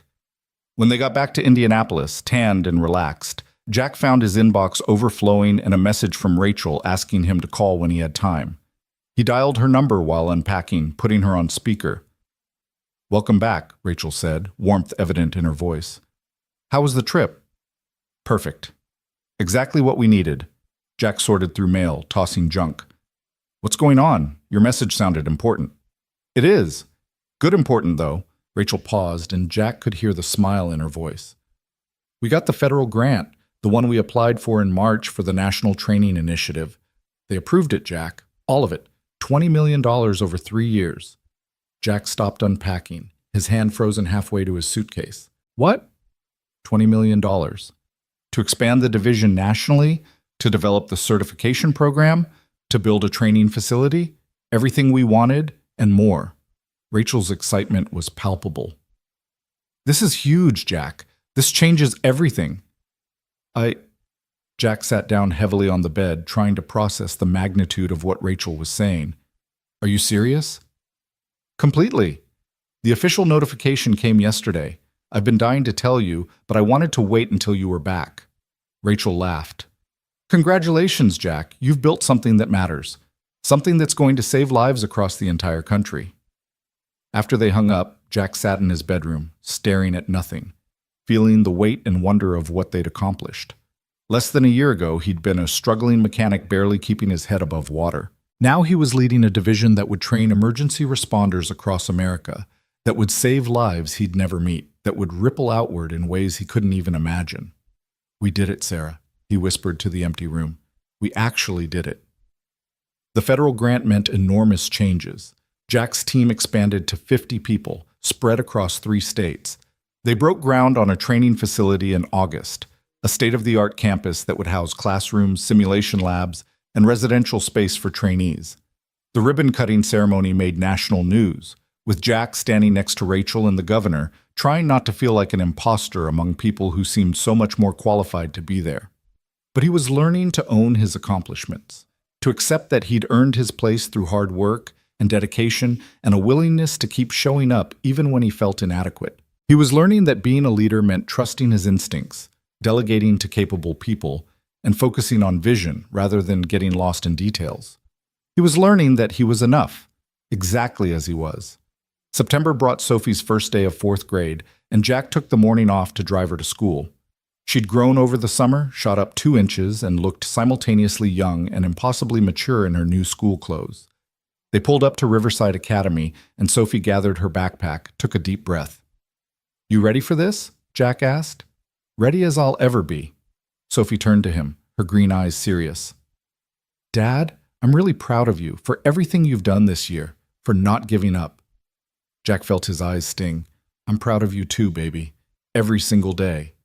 They hugged, and then Sophie was gone, racing toward the school where Emma and Ellie were waiting. Jack watched her go. This remarkable girl who'd grown up too fast but somehow stayed kind and brave through all of it. She'd be okay, he thought. They both would be.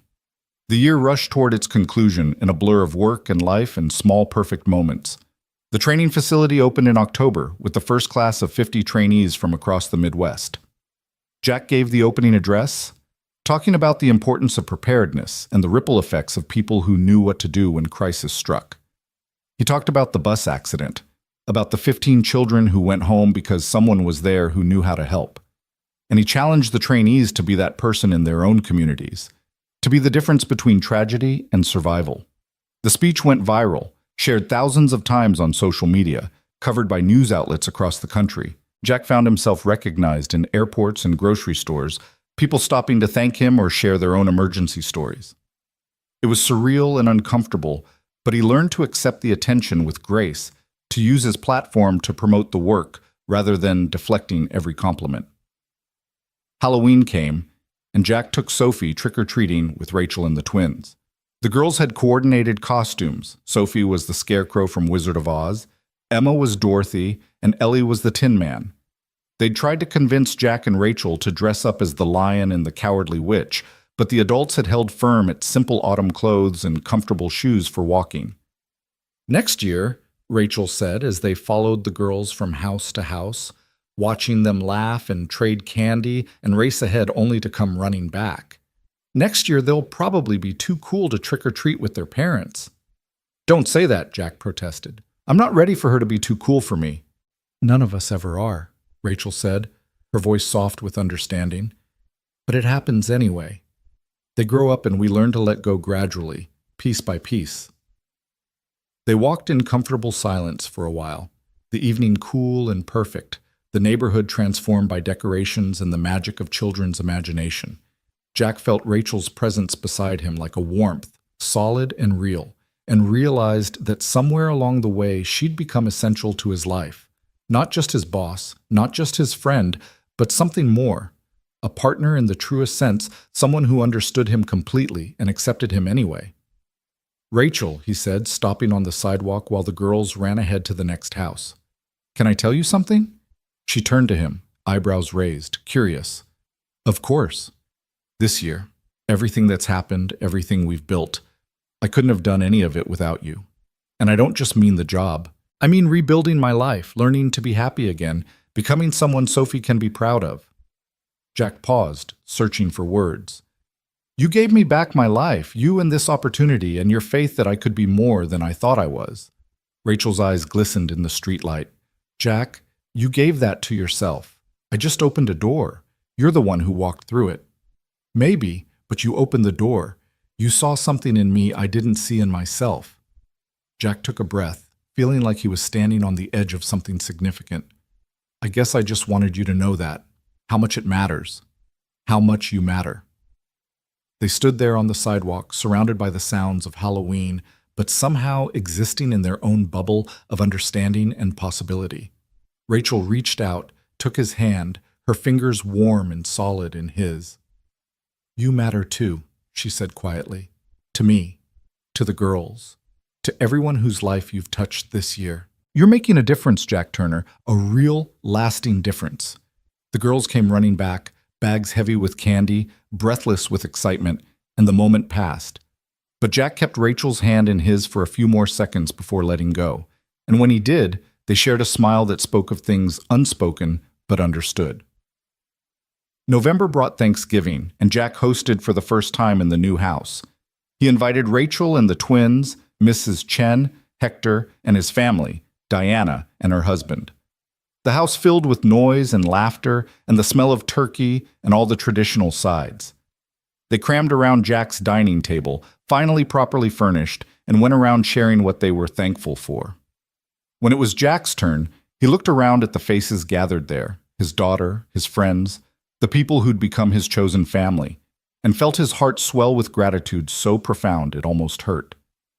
"I'm thankful for second chances," he said simply, "for the opportunity to build something good from something terrible, for every person at this table who helped make that possible."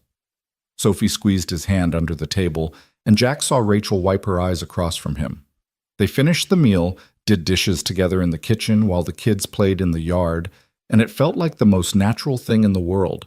Like this was exactly where Jack was supposed to be, surrounded by people who loved him, building a life worth celebrating.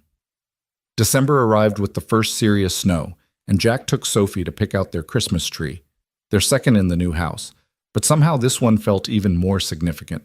They chose an 8-footer that barely fit in the living room, decorated it with Sophie's ever-growing collection of ornaments, and stood back to admire their work. "Better than last year?" Jack asked. "Different," Sophie said thoughtfully, "but still perfect." On December 20th, the anniversary of the day Jack had first met Rachel 3 years ago, though neither of them had mentioned it, Jack got a call from Chief Morrison at the fire station. There was a ceremony, the chief explained, honoring volunteers who'd gone above and beyond. Would Jack be willing to attend? Jack showed up at the station that evening in his suit, expecting maybe a handshake and a certificate. Instead, he walked into a room full of people, fellow firefighters, city officials, news cameras, and sitting in the front row, Rachel and the twins beside Sophie. "What's going on?" Jack whispered to Chief Morrison. "You're getting an award," the chief said with a grin. "Citizen Hero of the Year for the bus rescue and everything you've built since. Now get up there." The mayor gave a speech about courage and community service. Rachel was invited up to speak, and she talked about the man who'd saved her daughters twice, once by pulling them from a burning bus, once by refusing payment for fixing her car when she was desperate and alone. She talked about how one act of kindness could ripple outward, changing lives in ways we couldn't predict or measure. "Jack Turner didn't just save my daughters' lives," Rachel concluded, her voice strong despite the tears on her cheeks. "He reminded me that good people exist, that heroism isn't about grand gestures, but about showing up day after day and doing what's right even when no one's watching.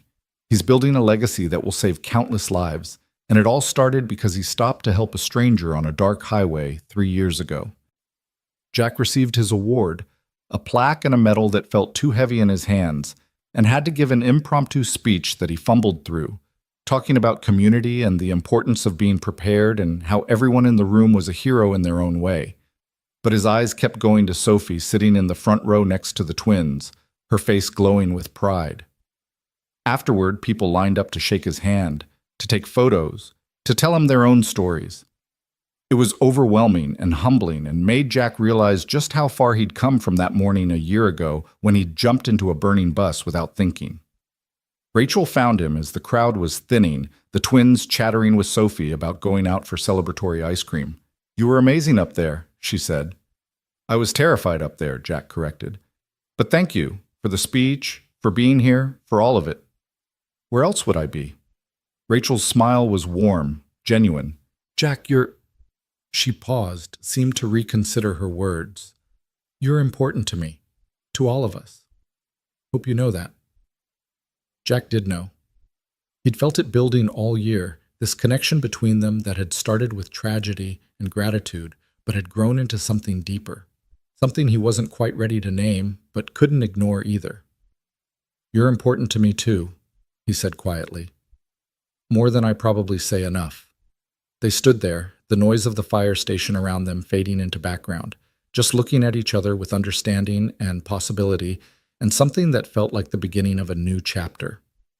Christmas Eve arrived bright and cold, and Jack spent the morning finishing up work emails, determined to be completely unplugged for the holiday. He was putting in the last load of laundry when his doorbell rang. Rachel stood on his porch, bundled in a coat, looking nervous in a way he'd never seen her. "I know this is last minute," she said, "but I wanted to give you something before tomorrow's chaos. Just you, without the girls watching." She handed him a wrapped box, flat and rectangular. Jack invited her in, offered coffee, which she declined, and opened the gift with careful fingers. Inside was a framed photo he'd never seen before, the twins and Sophie from that first dinner at Rachel's house, all three girls laughing at something off camera, arms around each other, lit by summer evening light. "When did you take this?" Jack asked, his voice rough. "July. When we were at the pool." Rachel stepped closer. "I saw them together and thought about how they'd become sisters in all but name, how you'd become essential to our lives without either of us planning it. And I wanted you to have something that captured that." Jack couldn't speak past the lump in his throat. He set the photo down carefully and pulled Rachel into a hug, feeling her arms come around him in return, solid and warm and right. "Thank you," he managed, "for this, for everything, for being part of our lives." "Thank you for being part of ours," Rachel said against his shoulder. When she pulled back, her eyes were bright with emotion. "Jack, I need to tell you something." "Okay." "I'm grateful for what you did, for saving the girls, for the bus, all of it. But that's not why I'm here. That's not why you matter to me." Rachel took a breath, seemed to be gathering courage. You matter because you're kind and brave, and you make me believe in possibilities I thought I'd given up on. You matter because my daughters light up when they see you. You matter because when I think about my future, you're in it, not as an employee or even just as a friend, as something more. Jack's heart was pounding so hard he could hear it. Rachel, you don't have to say anything right now, Rachel said quickly. I know it's complicated. We're both still healing, both have kids to think about, both have careers that are demanding. But I wanted you to know how I feel. That this past year has been about more than gratitude for me. That I care about you, Jack. Deeply. Jack looked at this remarkable woman standing in his living room, bearing her heart, offering him something he hadn't known he was ready for. And he realized that maybe he was ready. Maybe he'd been ready for months, but had been too scared to admit it. Scared of betraying Sarah's memory, scared of risking the stability they'd built, scared of opening himself up to the possibility of loss again. But looking at Rachel, seeing the hope and vulnerability in her eyes, Jack realized that fear was a terrible reason to deny himself happiness. That Sarah wouldn't want him to spend the rest of his life alone, holding on to grief like it was all he had left of their love. That maybe, just maybe, it was okay to move forward while still honoring the past. I care about you too, Jack said, the words coming easier than he expected. I have for a while. Oops. I was just afraid to admit it, afraid of what it meant, afraid of rushing into something neither of us was ready for. And now? Rachel asked softly. Now I think maybe we don't have to rush. We can take our time, figure it out as we go, let it be whatever it needs to be. Jack took her hand, feeling the rightness of the gesture. But, yeah, I want you in my future too, as more than a friend. Rachel's smile was brilliant, transforming her face with joy. Yeah? Yeah. Jack smiled back, feeling lighter than he had in years. Let's see where this goes. They didn't kiss. That felt like too much, too soon, with emotions running high and years of complexity to navigate. But they held hands, talking softly about possibilities and concerns, and how to approach this with their daughters. About taking things slow, being thoughtful, protecting the friendship they'd built while exploring what else it could become. When Rachel finally left, Jack stood in his living room holding the photo of the three girls, feeling like he'd just stepped through another door into a future he hadn't dared imagine. Not replacing what he'd lost. He could never replace Sarah, but building something new, something good, something that honored the past while embracing the present. Christmas morning arrived with Sophie bouncing on his bed at dawn, full of excitement about presents and traditions and all the magic of the holiday. They opened gifts by the tree, made cinnamon rolls from scratch, called Mrs. Chen and Hector to wish them Merry Christmas. And at noon, they headed to Rachel's house for the dinner they'd planned weeks ago. The day was perfect, food and laughter and the girls putting on another impromptu play, this time about Santa's reindeer staging a union negotiation. Jack and Rachel shared knowing glances across the table, small touches when the girls weren't looking, the beginning of something neither of them could quite name, but both recognized as significant. As evening fell and they prepared to leave, Sophie pulled Jack aside in the hallway. "Dad, are you and Rachel dating?" Jack's heart skipped. "What makes you ask that? You keep smiling at each other, and you look happy, really happy, not pretend happy." Sophie's expression was serious but not upset. "It's okay if you are. I like Rachel, and Emma and Ellie are basically my sisters already." Jack knelt down, meeting his daughter's eyes. "We're figuring it out, seeing what happens. But Sophie, you'll always come first. Always. That will never change." "I know." Sophie hugged him tight. "But Dad, Mom would want you to be happy. She told me that. She said the most important thing was that we were happy, and if that meant moving on someday, that was okay." Jack held his daughter, feeling tears prick his eyes, feeling Sarah's presence like a benediction. She had known. Of course she'd known. She'd given them both permission to keep living, to find joy again, to build new loves without diminishing the old one. "Yeah, baby," he whispered into Sophie's hair. Yeah, she would want that.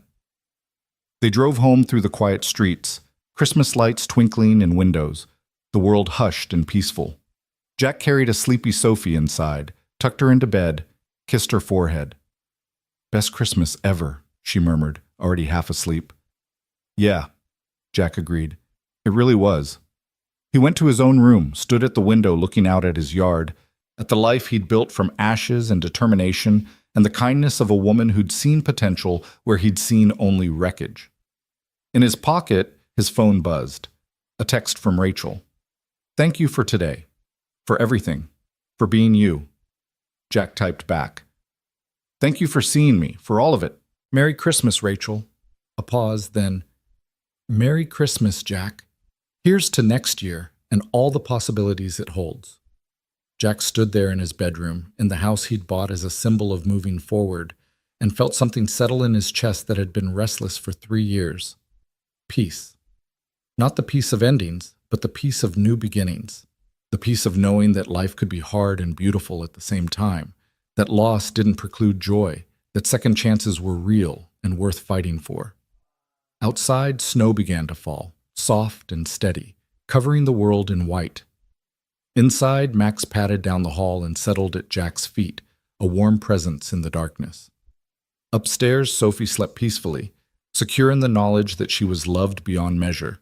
And somewhere across town, Rachel was probably settling her own daughters for the night, thinking about the future they were all building together. Jack Turner had stopped at a railroad crossing one October morning and jumped into a burning bus without thinking. He'd saved 15 children that day, including 2 little girls whose mother would change his life forever, not with money or opportunity, though she'd given him both, but with recognition. With the understanding that sometimes the people who save us are the ones who need saving too. That heroism isn't about grand gestures, but about showing up day after day and choosing hope over despair, action over paralysis, life over mere survival. And standing in his bedroom, looking out at the falling snow, Jack understood that he hadn't just saved those children on the bus. In saving them, in accepting Rachel's offer, in rebuilding his life piece by careful piece, he'd saved himself.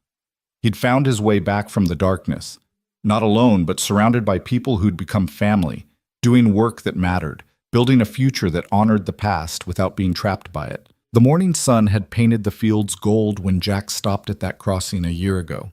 Now, on this Christmas night, he stood in the darkness and felt only light, only possibility, only the profound gratitude of a man who'd been given a second chance and had the courage to take it. Tomorrow would bring new challenges, new work, new moments to navigate the delicate balance of honoring what was lost while embracing what could be. But tonight, Jack simply stood in the quiet of his home and let himself feel it all, the grief and the joy, the past and the future, the weight of responsibility and the lightness of hope. "We did good, Sarah," he whispered to the darkness one more time. "We're going to be okay." And somewhere in the silence, in the space between heartbeats, Jack felt her answer in the steady certainty that filled his chest. They would be more than okay. They would be happy. Not in spite of everything they'd lost, but because they'd learned that life was precious and fragile and worth fighting for, even, especially, when it seemed impossible. The snow continued to fall, soft and eternal, and Jack Turner stood in his home surrounded by love, looking toward a future bright with possibility, ready for whatever came next.